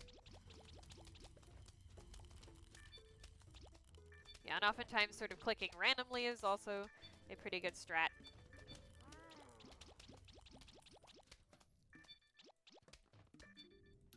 Not a bad Begould. Quite good, actually. She did have a Candy Crush phase. Alright. Yeah, I should ask her. Begould Twist. So this is one where it's the same thing, except for instead of moving left to right, or right to left, you have a twist thing. So you want to look for actually like specific shapes I've been taught by Warmac. So like L shapes, shapes where ones are one away in the right direction. Like those will all be good to make matches, but really, your best skill in Bejeweled Twist will be mashing. Mash, mash, mash, mash, mash, mash. Because it's kind of hard to cognitively piece together how the matches work. So unless you're really, really well practiced at it, you're going to save a lot more time by just mashing and resetting when you feel like you need to than by doing anything else. So that's going to be our tactic here, mostly. Yeah, and obviously going for, like, things that have a lot of the same plant in one area is, you know, mashing around there is obviously going to be more likely to yield results.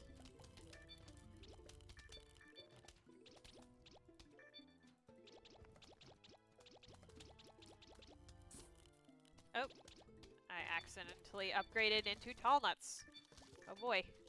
I guess it kind of matters, because this one would have been eaten if we hadn't done that. Yeah, our beginning board was really good, but we've gotten a little bit stale here since then. Yeah, the board can have no matches, and it'll tell you when it does that, and we'll reset it for you. But we still have matches, so that's not happening yet.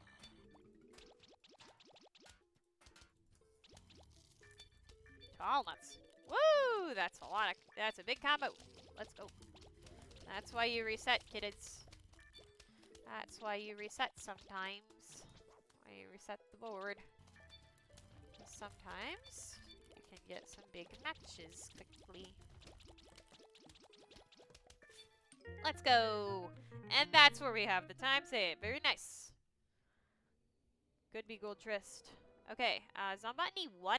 Alright, Zombotany is a really iconic minigame. Where the zombies have become plant heads. They become environmentalists. Very cool of them. You pick the same sort of, almost sort of plant selection that we did in Zombie Nimble, Zombie Quick.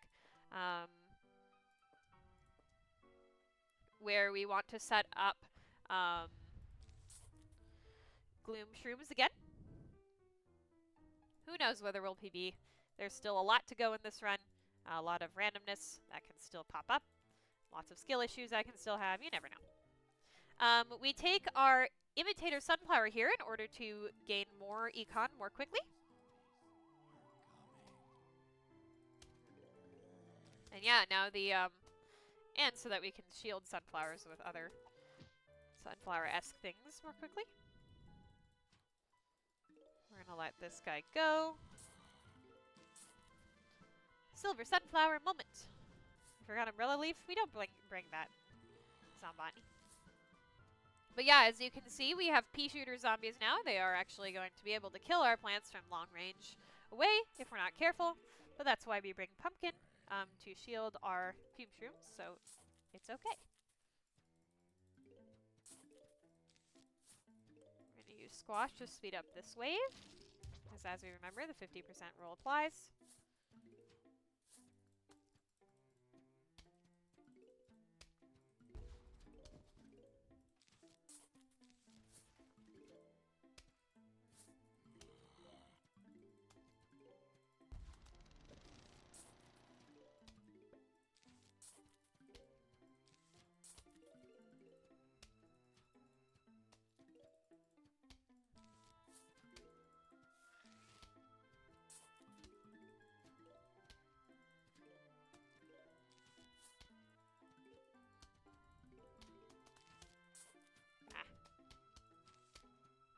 Okay, we'll have to clean that up with a squash. Oh well, it happens. Yeah, now that we have this nice protected row, we can put all sorts of sunflowers behind it, and now we're getting set up for the level.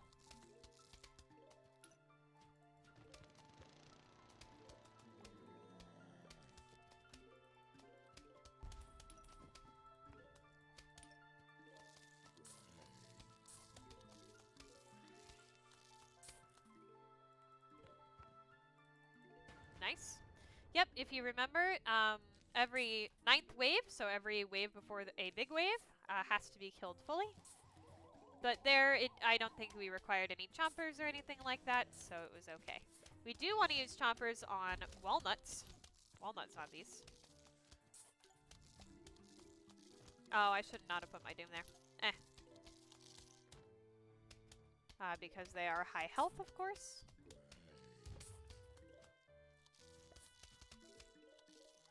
See, that's why I shouldn't have put my doom there. I'll just chomper this to try to speed it up. But I think a doom is more important for a 9th wave. And speeding this wave up.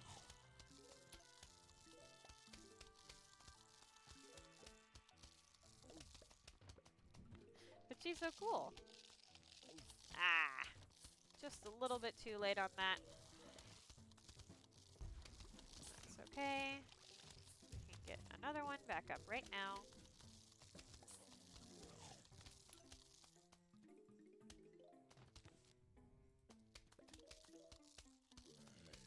Yep, we're just trying to chomper the high health walnuts and kill everything else.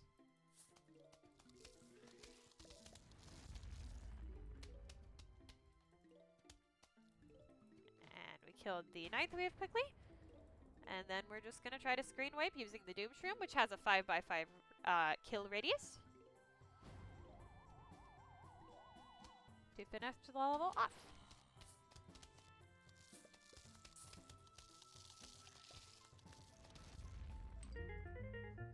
Very nice. Good Zombotany. Alright, Zombotany 2. The second one. So Zombotany 2 takes the premise of the first Zombotany and just turns it up to 11. There's a lot going on.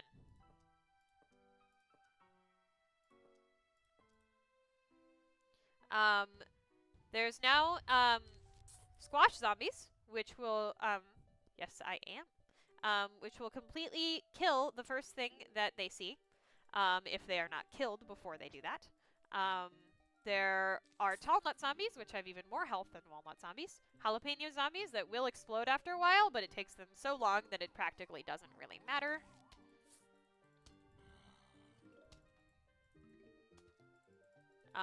And of course our standard pea shooter zombies.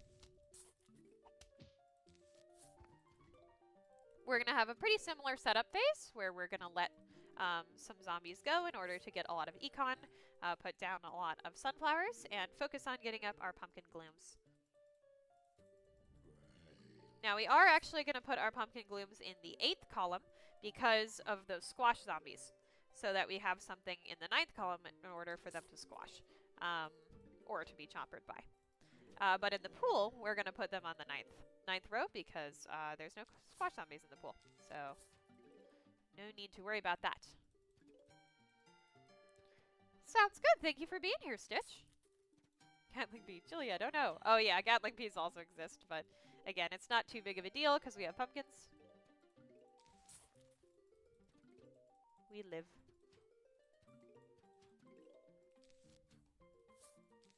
Oh, wrong spot. Misclick.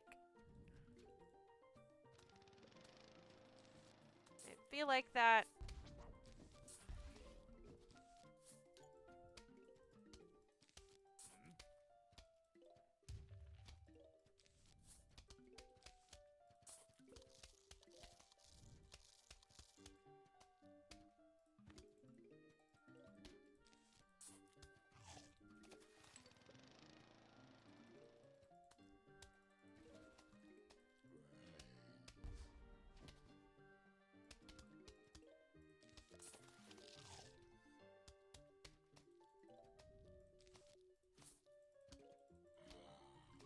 Too bad. I was hoping that was wave 9. But not quite. That's okay. What? You don't see? I guess it's fine. Well, really? How did you not see that guy? Okay. Well, we're gonna have to doom to catch this up. We didn't construct enough econ in order to get down our next thing, I suppose, so we'll have to focus on econing a little bit. That's too bad. Our next gloom shroom is what I meant to say there.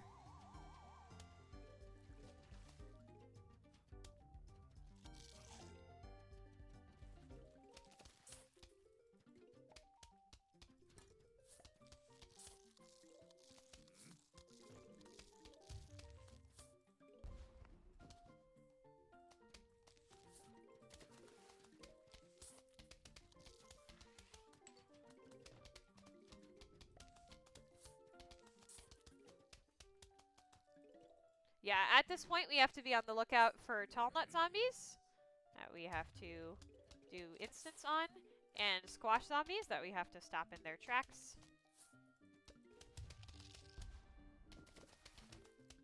Something on E3 would have been torch head zombies. That would have been cool. I like that idea. Sure do. That's smart.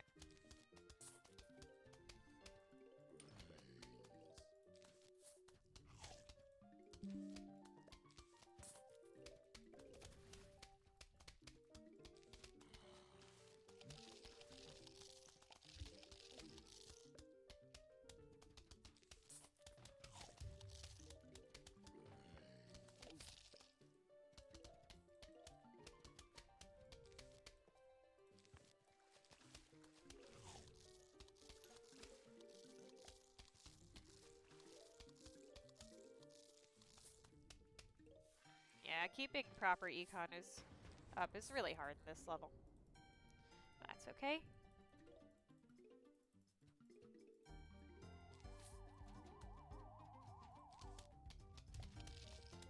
Ah! How did I not pay attention to that? I am not happy.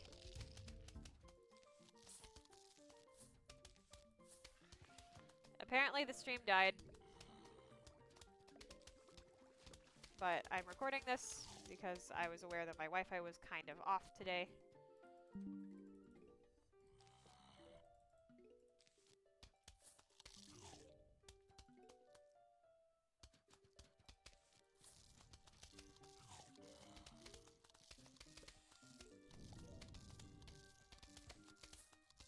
Nice. Ooh, that was really, really close.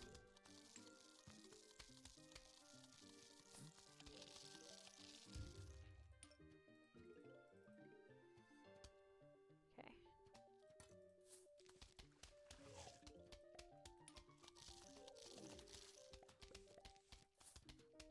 Yeah, I had to panic and use a pumpkin there, unfortunately, but much better than getting a gloom squash, so I don't mind. Yeah, Zombotanies 2 is really cool. The squash stuff is really hard to deal with, unfortunately. But aside from that, it's a really, really fun and creative minigame.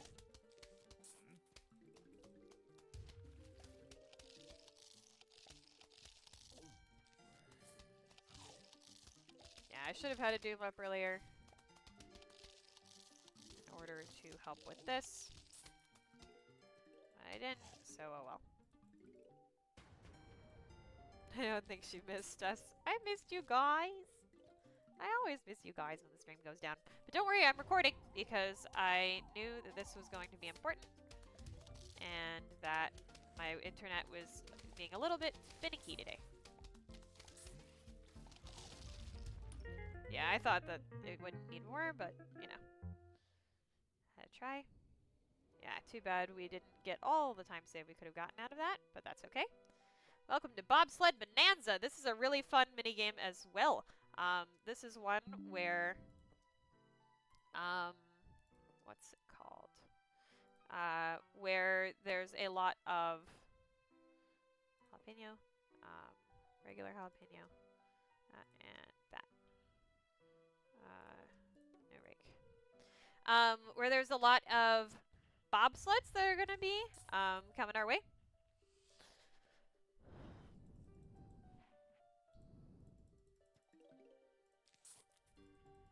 It won't be dead forever.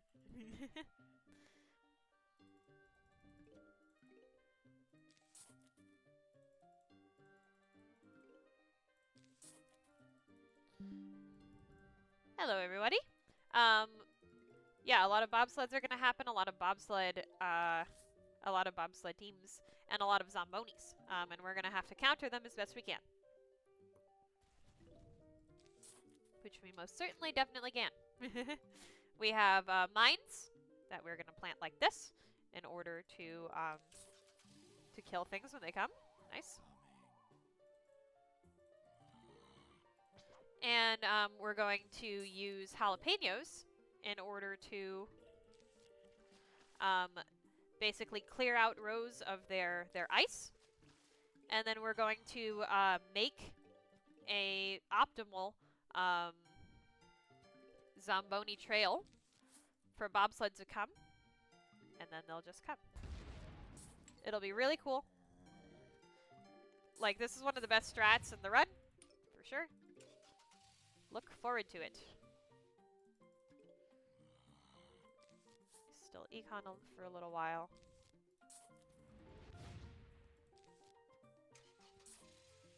So you might wonder, why are we putting a mine right there? Actually, I think I should have put it... yeah, actually I'm going to do that.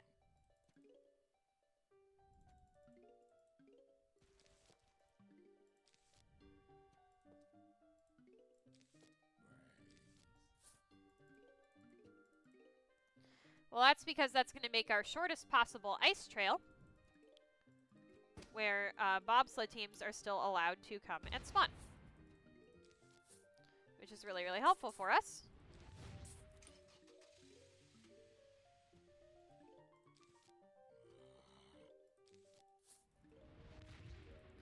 Because bobsleds are really quick and easy to kill. Peter! Hello, hello!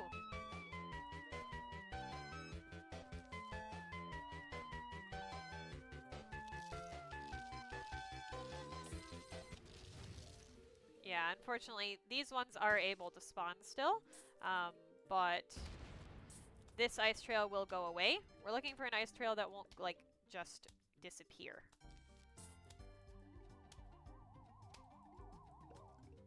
So we're trying to get one on the bottom for that. To clear out this big wave with a bunch of normal zombies, we use our nice little Doom Shroom. Oh. How did you get away?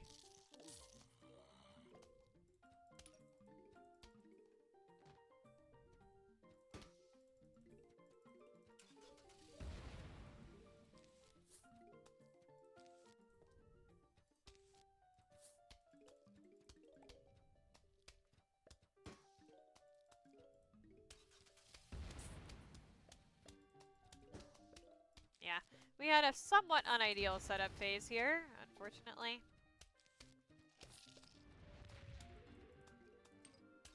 But that's okay.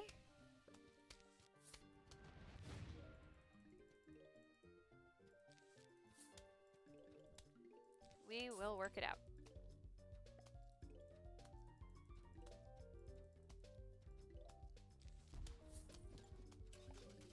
Clean up mine.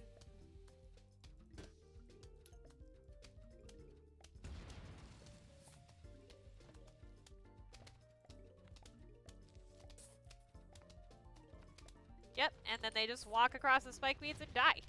It's good fun.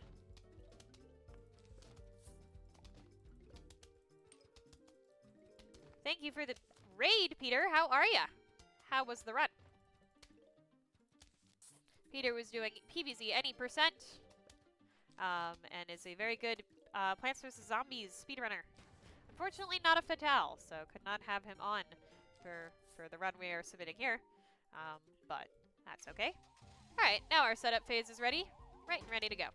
We're using our upgrade plant, the Spike Rock here, in order to make it so that these spike weeds stay online.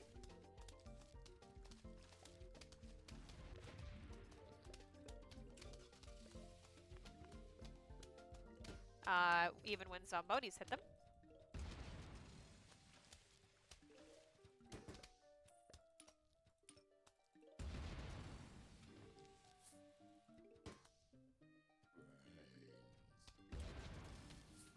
How are the runs, Peter?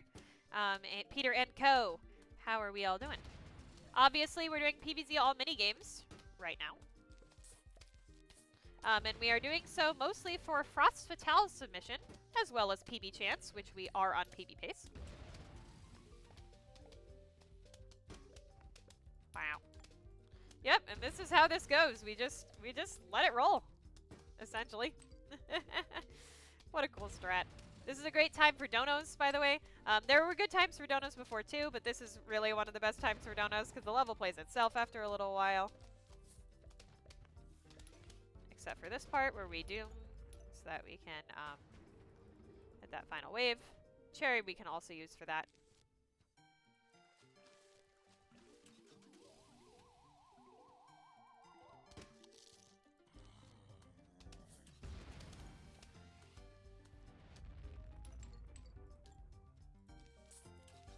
We have to replace our spike rocks sometimes because they do get defeated after a while.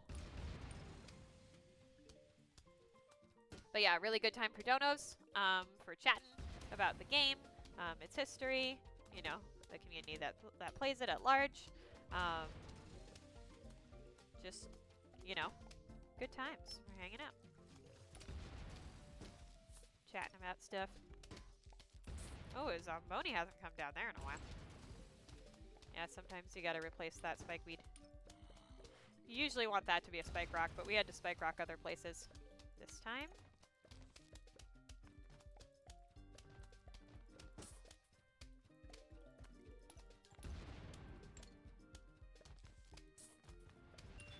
Ooh, a diamond. Wow. Any rich peas in chat? Nice. Wonderful. And now we do wait for ambush zombies just in case an ambush comes on our face.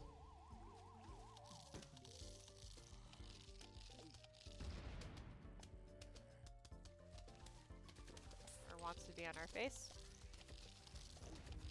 There we go.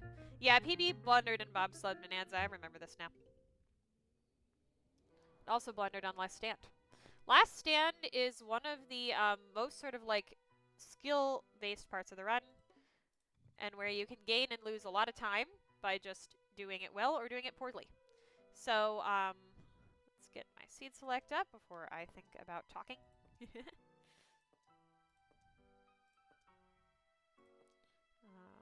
Bow. Bow. Bow.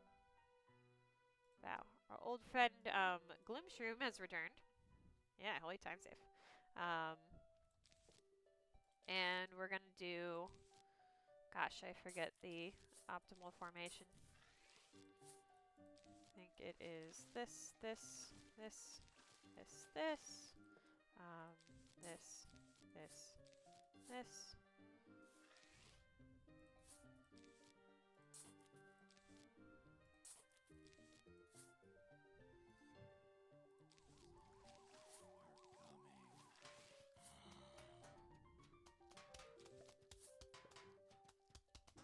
Forgot about getting magnets up in time. Oh well. Yeah, so the gimmick of Last Stand is that you start with 5,000 sun. You cannot gain any more sun than that. And you just have to make do. Unfortunately, we placed repeaters in the wrong spots there. So we aren't going to get to Torchwood, one of our rows. But other than that, I think setup's all right.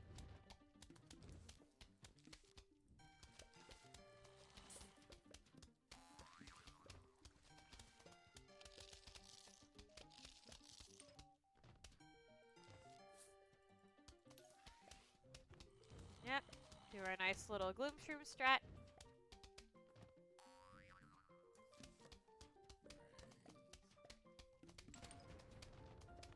Get magnets up so that they can neutralize metal zombies. And yeah, that's the idea.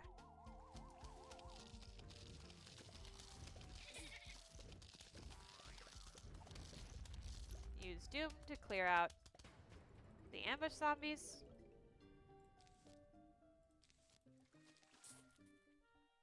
You try to have enough sun left over to be able to do that reliably.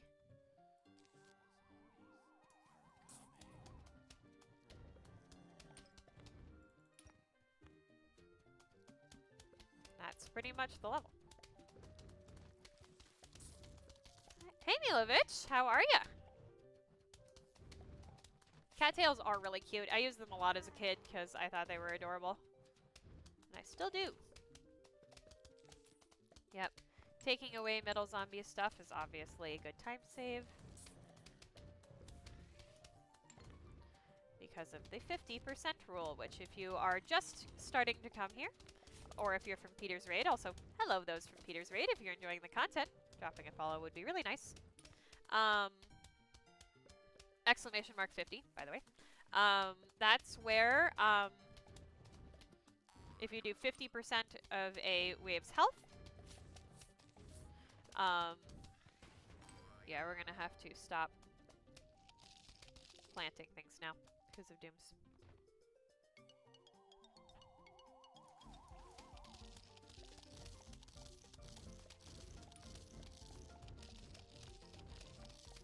Good. I did want one flag where I didn't have to use a doom, which we did get. Perfect. And now we can use a doom on any flag we want. How dear the magnet friend. I know, the magnets are so good.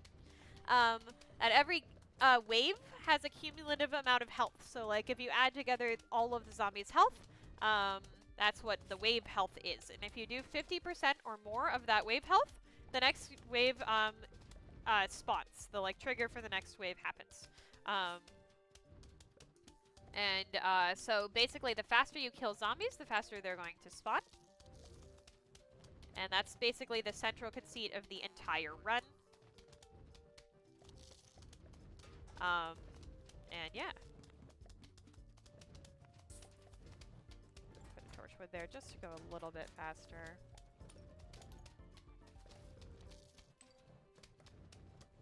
Yeah. There is a more standard Last Stand formation than this. It's a little bit jank, the one we've got right now, but that's okay. As long as the glooms look like this, and there's some magnets and repeaters, you're mostly gonna be fine.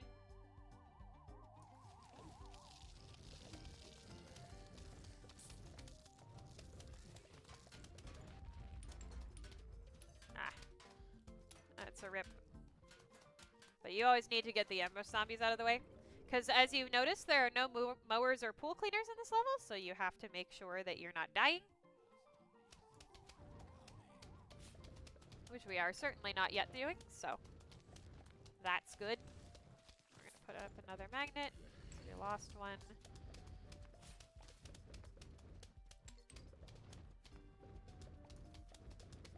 Yeah, this is another one where donos are great in like the 3rd, 4th, 5th flag, because the level mostly plays itself. You're mostly just kind of maintaining the structure. So really good time for donos, really good time for chatting, for vibes, for good vibes. Actually, I'm gonna pumpkin that. We aren't going to be able to doom this, I'm realizing.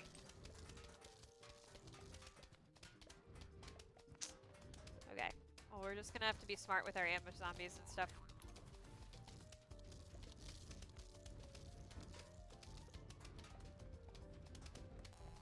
But yeah, we got punished bottom really bad with the footballs.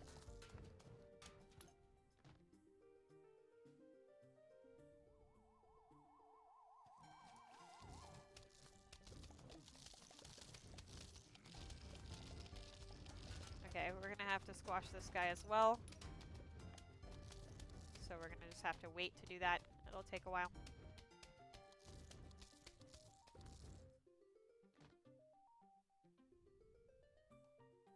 Yeah, it's a rip. Not for the run, we'll be fine in terms of living. But it's a rip for time, obviously.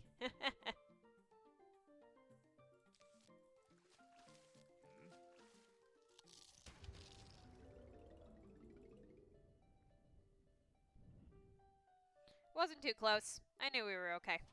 And then this is our last flag. So we're gonna just doom this at the end here. We're gonna replace nothing. Maybe one squash at some point would be acceptable.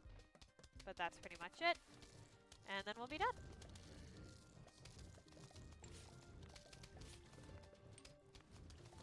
Yeah, the nice thing that we have not seen, there is some RNG as to what zombies can spawn. You can't get anything like super bad like Gargs, but you can get dolphins, and that can really kill you in the final rave if you don't have enough for a doom. If we had gotten dolphins, I definitely would have been more cautious about that last one in general, but we didn't, so hooray.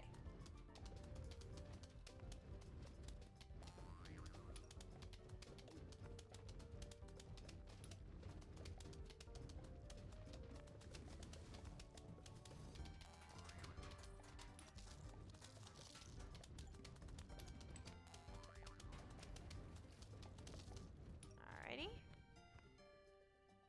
We're going to lose a little bit of time here, but not too much. Perfect.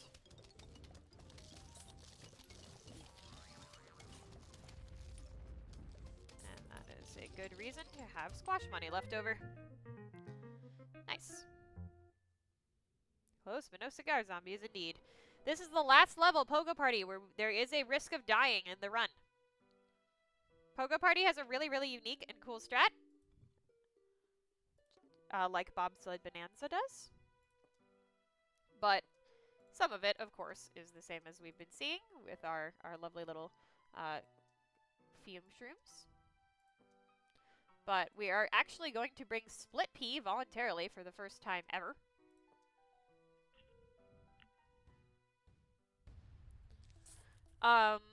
And yeah, you're going to get to see how we use it. Pogo Party is basically just normies and pogos. And it's mostly pogos. Yes, I agree. This is very good music for the bouncing pea. So we're just going to be conservative with our start. Do a lot of sunflowers. It gives you a lot of time at the start to build up econ. And we are, of course, going to take that. Our rake is going to kill the first pogo that comes on screen, but the next one we're going to have to deal with a squash. In fact, I'm going to start pre-planting.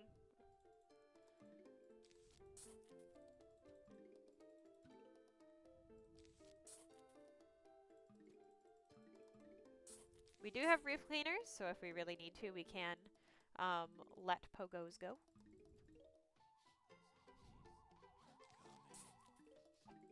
Because it's fun. Agreed. I think it's my most used emote inside of my channel.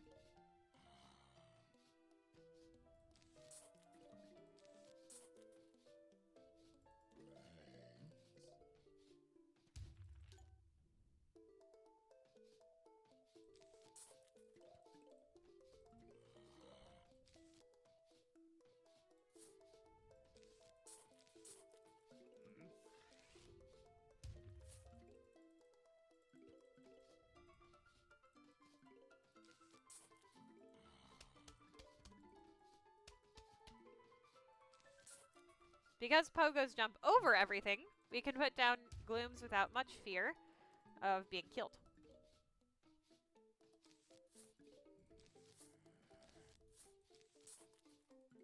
So we're going to start making them. Yeah, I know. They're crazy.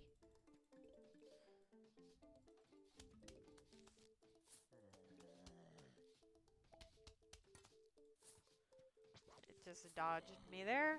That's okay. NBD.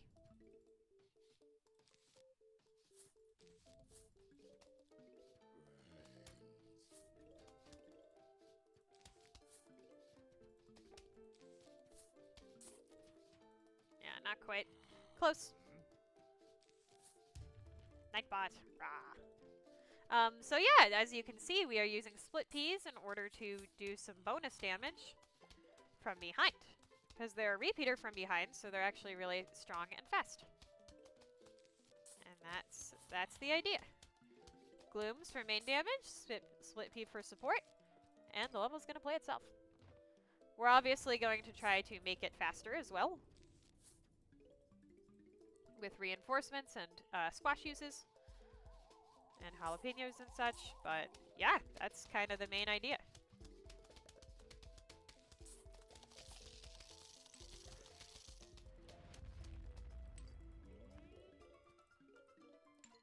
You want to do Doom sometimes just for speed reasons, and for clearing out those big waves, which have a lot of regular zombies as well. Yeah, since we got we were patient with the setup phase because A, I want to PB this, and B, it's sort of a showcase of what would happen in a marathon run. So we were slow with the setup phase, but that means we really don't have a risk of dying anymore. Yeah, Pogo Party is the only level I would say in the run that has a risk of dying, or is the least risky level in the run that has a risk of dying. That's why I do it so late.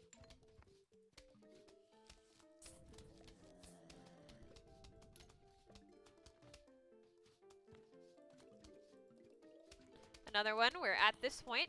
Really good for donuts and such.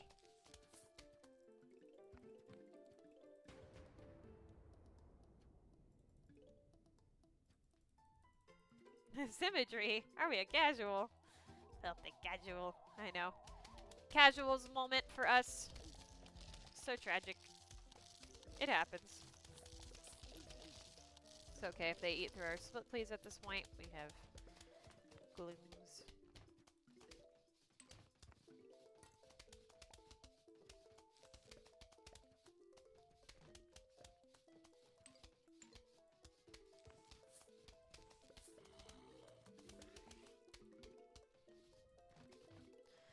It's alright. Of course it was a joke, Molten. Don't worry. It's all good. I understand. Also, don't worry, chat. I know this stream's gone down a little bit, which, again, is really unusual. I don't know why my Wi-Fi is being like this today. But I'm recording this one, so do not worry if it PBs. It will still be valid. I will be uploading it to my YouTube, I think, as a submission video for Flame Fatales, or Frost Fatales. So, yeah, look forward to that.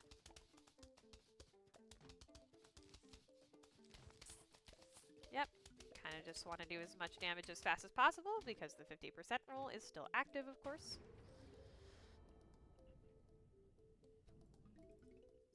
Yep, so don't worry.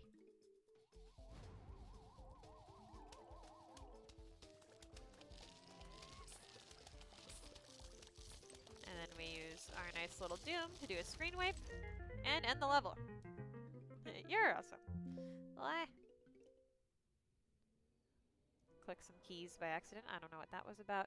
Big Trouble Little Zombies. So this is a modified version of a level from Any Percent, and 3-5 is the level. And the gimmick is that, well, they're small. We got ourselves some really, really little zombies. So much so that they are much weaker to normal pea shots than normal zombies are. And we're going to get pea shooters, walnuts, cherry bombs, and lily pads in this level. We're also going to count. So 3. Welcome to Satan's kindergarten. The reason that we're counting is we're counting waves. So that was the 3rd wave. Actually, this is the 5th wave? Yeah. 5. And we're counting because we want to make sure we're using our cherry bombs at the appropriate waves. Actually, no, this is 5. So 6. We want to be using them on our 9th waves, of course. 7.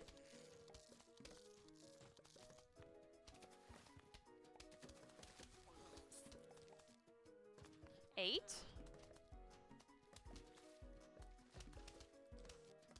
Oh, nope, I was counting right the first time.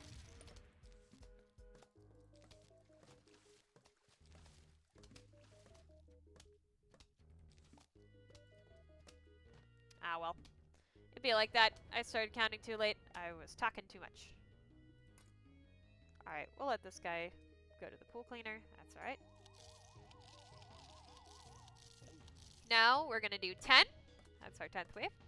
And we're going to start back up from 1. Everybody count with me. 1. This is something we can do on stream too. 2. We can also use our cherry bombs because we don't want to manipulate them. Remember, the more of something you have in the belt, the less likely it is to come. 3. Satan's kindergarten is starting. 4. An emote for this level. Nice. 5. Yes, of course you do.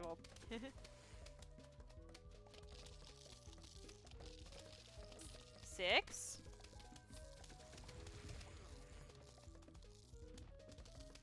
7.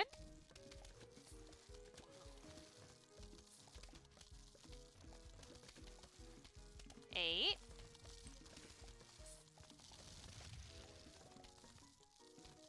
9.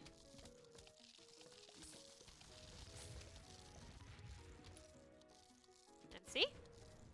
Hooray! Nice and neatly done.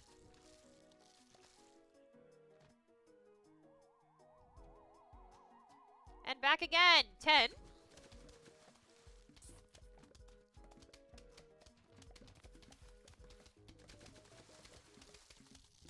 1.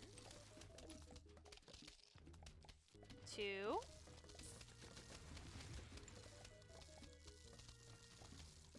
3.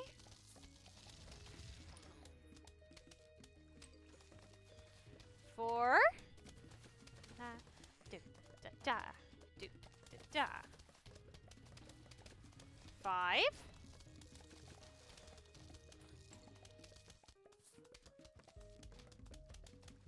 6. Yeah, we don't want to manip him, but there is a form of the 50% rule here as well. 7.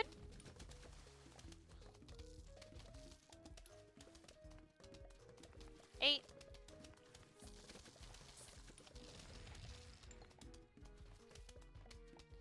9.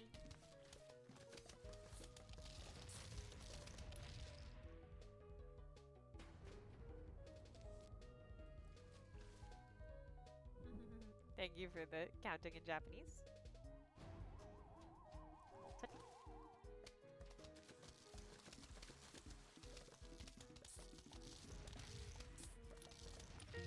Perfect.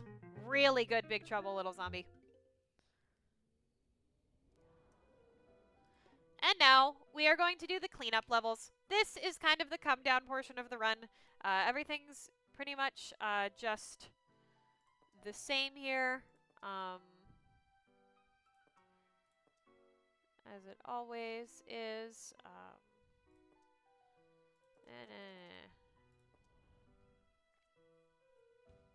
Or not as it always is. This is in these last 3 levels are Seeing Stars, Zombaquarium, and Whack-A-Zombie. There's not much you can do to speed up any of them. Seeing Stars has the most variance out of those 3, with basically plant select and such mattering the most. All we need to do here is put down star fruits in the locations shown on screen. And if you've seen any percent roof. Sorry, I'm snoozing ads. If you've seen any percent roof, you know just how powerful starfruits are. So starfruits need only be our form of ammunition in this run. We are using puff shrooms to stall, and squashes for emergency purposes, and mine for emergency purposes as well. But that's about it. Otherwise, it's Starfruit City.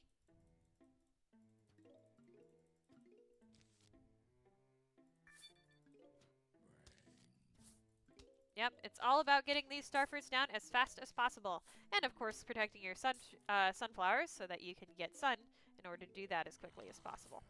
It doesn't matter how many zombies show up on screen, so we don't have to rush to kill them at all. Or anything like that.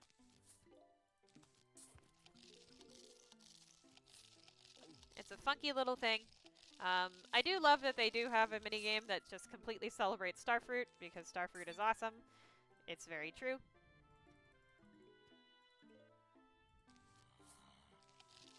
Do this so that it dies eventually.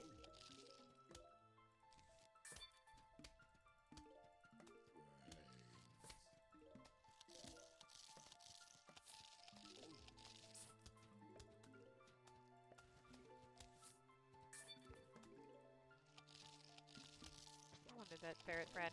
Aw. Didn't quite get. Okay, I think I'm gonna start putting down sunflowers now and just run starfruit cooldown as much as possible.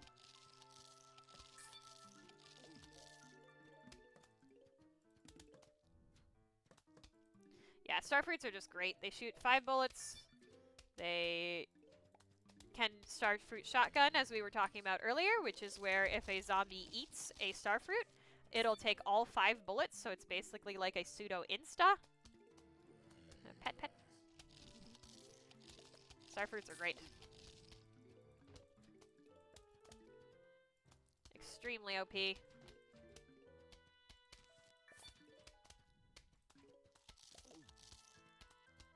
Yeah, I could have stopped putting down sunflowers earlier, but otherwise I think we're doing just fine.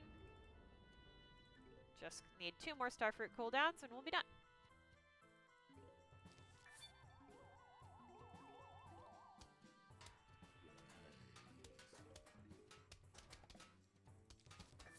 Most of that time loss was due to seed select, I think. Okay, Zombaquarium. Zombaquarium is, of course, a play on the game Insane Aquarium. Oops. I always accidentally click at the beginning of this level. Clicking puts down brains, which these zombies can eat. It also costs 15 sun each. You want more zombies because they make sun, and you need 1,000 sun to win the level. I believe you want to make 8 to 9 zombies in this level, and then just feed them so that they don't die, and have them give you enough sun to win. That's the optimal thing to do. So we got 4 now. You can let them die towards the end, but at this point we don't want them to die yet. This is another one, which is wonderful for donations. Don't steal the brain. Wah! Brain stealer. Yeah, another level that's great for donations, great for just talking about the game at large. It's just peacefully watching zombies with snorkels on their face, you know, swimming around a tank and feeding them brains. Brains! That's all it is. Okay, we got, that's 5, 6, 7. Here's our 8th. I think I'm going to leave it at that and just babysit them for the rest of the level.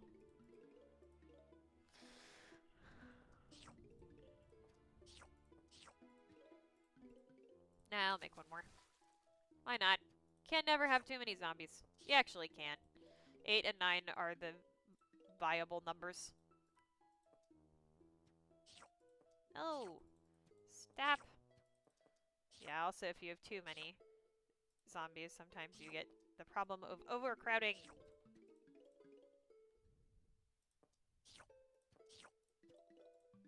It's hard to feed them. Why is raising zombies so much work? I thought they, like, you know, went and found their own brains and stuff. Like an outdoor cat.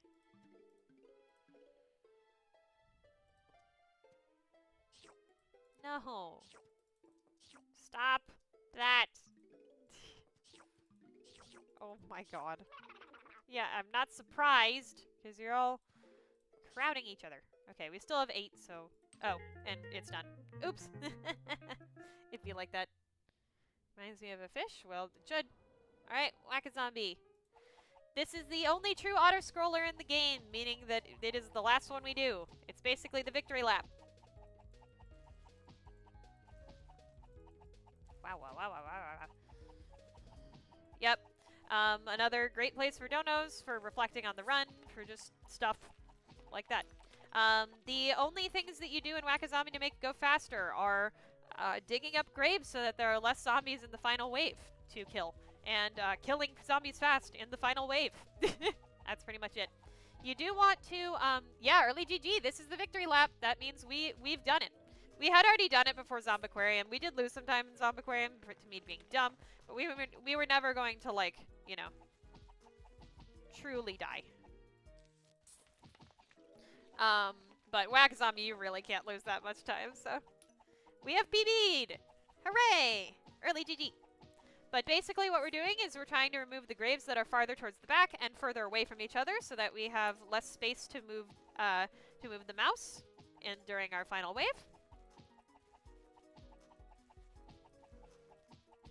Oh, gee, my points! Yes, you're gonna get points.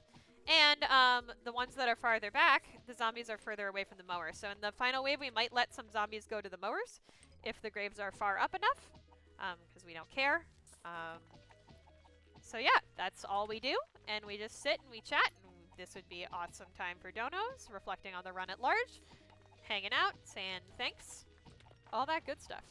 Maybe incentives, you know, could show off a Crazy Dave cosplay or something. All sorts of ideas. Yeah, this is obviously why this run is at the end of the level, or this level is at the end of the run. Yeah. Oh, yay, Molten, that's awesome. I wasn't aware you had a Fatales shirt. That's really cool. Yes, this is a Frost Fatales submission stream as well as, I suppose, a PB stream. Hooray. We are recording this run, so it will go live on YouTube, because the stream has gone down multiple times today. Very unusual.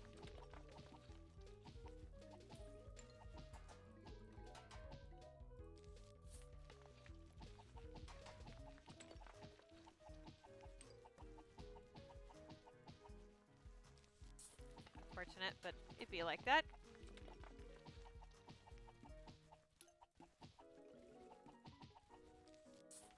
Yeah, we can also set up mines for the final wave, I suppose. But it's more important to dig up graves, so we're going to be digging up graves for as long as we can. Although, if you dig up less than 4 graves, or if you dig it up such that you have less than 4 graves, the game will give you a bunch of graves, so, you know. Oh, that one was further forward. Oops. I'll just put a mine down there, whatever. Why not, right? Yeah, they do start spawning a lot of them at a certain point.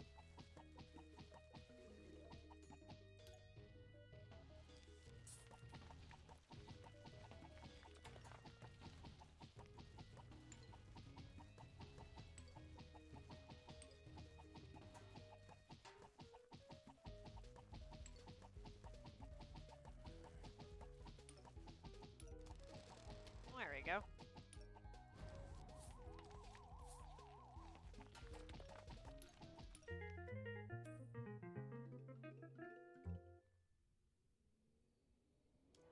And that's the run! Woo!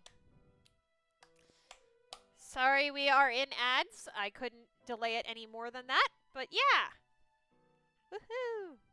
Yeah, everybody does have to have a buddy this time around, indeed, which I'm excited about. I would like a commentary buddy for a PvZ run, or a Peggle run. I will be submitting both games. Thank you for the GGs! That's a PB, 152.51. Yeah, that's a top 20 time for sure. So that's pretty nice. Thanks for the GGs, everybody. That was a really fun little run.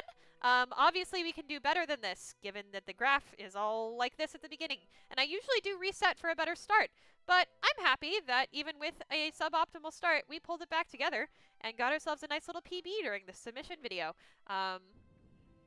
Peanut butter run. Yeah. I made peanut butter cookies last night, actually. I'm going to go eat some. But yeah, that was really fun. Fatals committee, if you're watching, thank you so much for watching. I hope you consider PvZ all minigames and also PvZ any percent for Frost Fatals 2023. I would absolutely love to run either run. I think PvZ deserves a spot in Fatals and really just in marathons in period. It doesn't get enough love. It's a really fascinating speed game with lots of really cool sort of facets and intricacies to it. This run is crazy. It's one of these. It's like a sprint with a lot of like scary RNG at the beginning, and then it's kind of chill towards the end. So it's kind of a cool run. Yeah, PvZ is one of the best speedrunning games. I agree. Any percent is just a beautiful run throughout. Absolutely amazing showcase of what the game can be. I would be humbled and thrilled to run either one. I would also, of course, love to run Peggle. I will be submitting several Peggle Deluxe runs and several Peggle Knights runs for your consideration. I'd be happy to run either game, both games. I am so super down. I love my little PopCap games. So great. Frost Fatals, cool guy Chad is asking, is an organization through GDQ of women and femmes that speedrun, who love to speedrun. And who love speedrunning in general. And that's Femme Fatales. And then, or Frame Fatales, sorry. And then Frost Fatales is their winter event, so it's going to be in early March of 2024. And it's a week-long speedrunning event, week-long daytime speedrunning event. And yeah, there's going to be a lot of cool stuff there. I was on Flame Fatales, which is their fall event, 2023, doing Peggle Knights NG+. So you can see that VOD at !FF 2023. I was also on Fright Fatales, which was their one-day mini Fatales marathon of spooky and scary games. Yeah, unfortunately I haven't updated the command with that VOD, but I will soon. So yeah, I'm definitely very active in the Fatales community and in GDQ, mostly for Peggle, but I would love to start doing PvZ on GDQ and especially in the Fatales community. So yeah, that's. I hope you all had fun. Thank you, Peter's Raiders, if you stuck around. I really appreciate your you just hanging out. If you want to drop a follow, that would be super cool. I am going to raid someone. We're going to find somebody to raid because I have things due, unfortunately. It'd be like that. It'd be like that. Oh, I'm going to raid Sasquatch19, who was here in the very early part of the stream. He is a PvZ runner, so you're going to see the same deal that you've been seeing, except for he's doing any percent, which is basically playing the game from start to finish. If you're here from Peter's stream, you're obviously familiar with that. But if not, you're going to get to see that now. And yeah, Sasquatch is really good. So cheer him on, say hello for me. And if you have Satan emotes, please use Magic Chat Raid. Or just say Satan Raid or scream as loud as you can. I don't care. Thank you for coming. Bye-bye, everybody.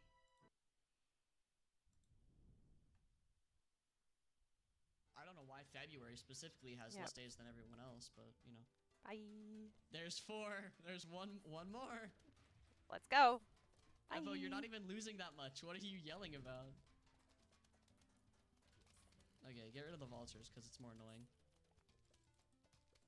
And then I am going down. Ooh. Hello, Satan. Thank you for the raid. Prediction might be over, but after this level, we can run another one. Ooh, we've got 5.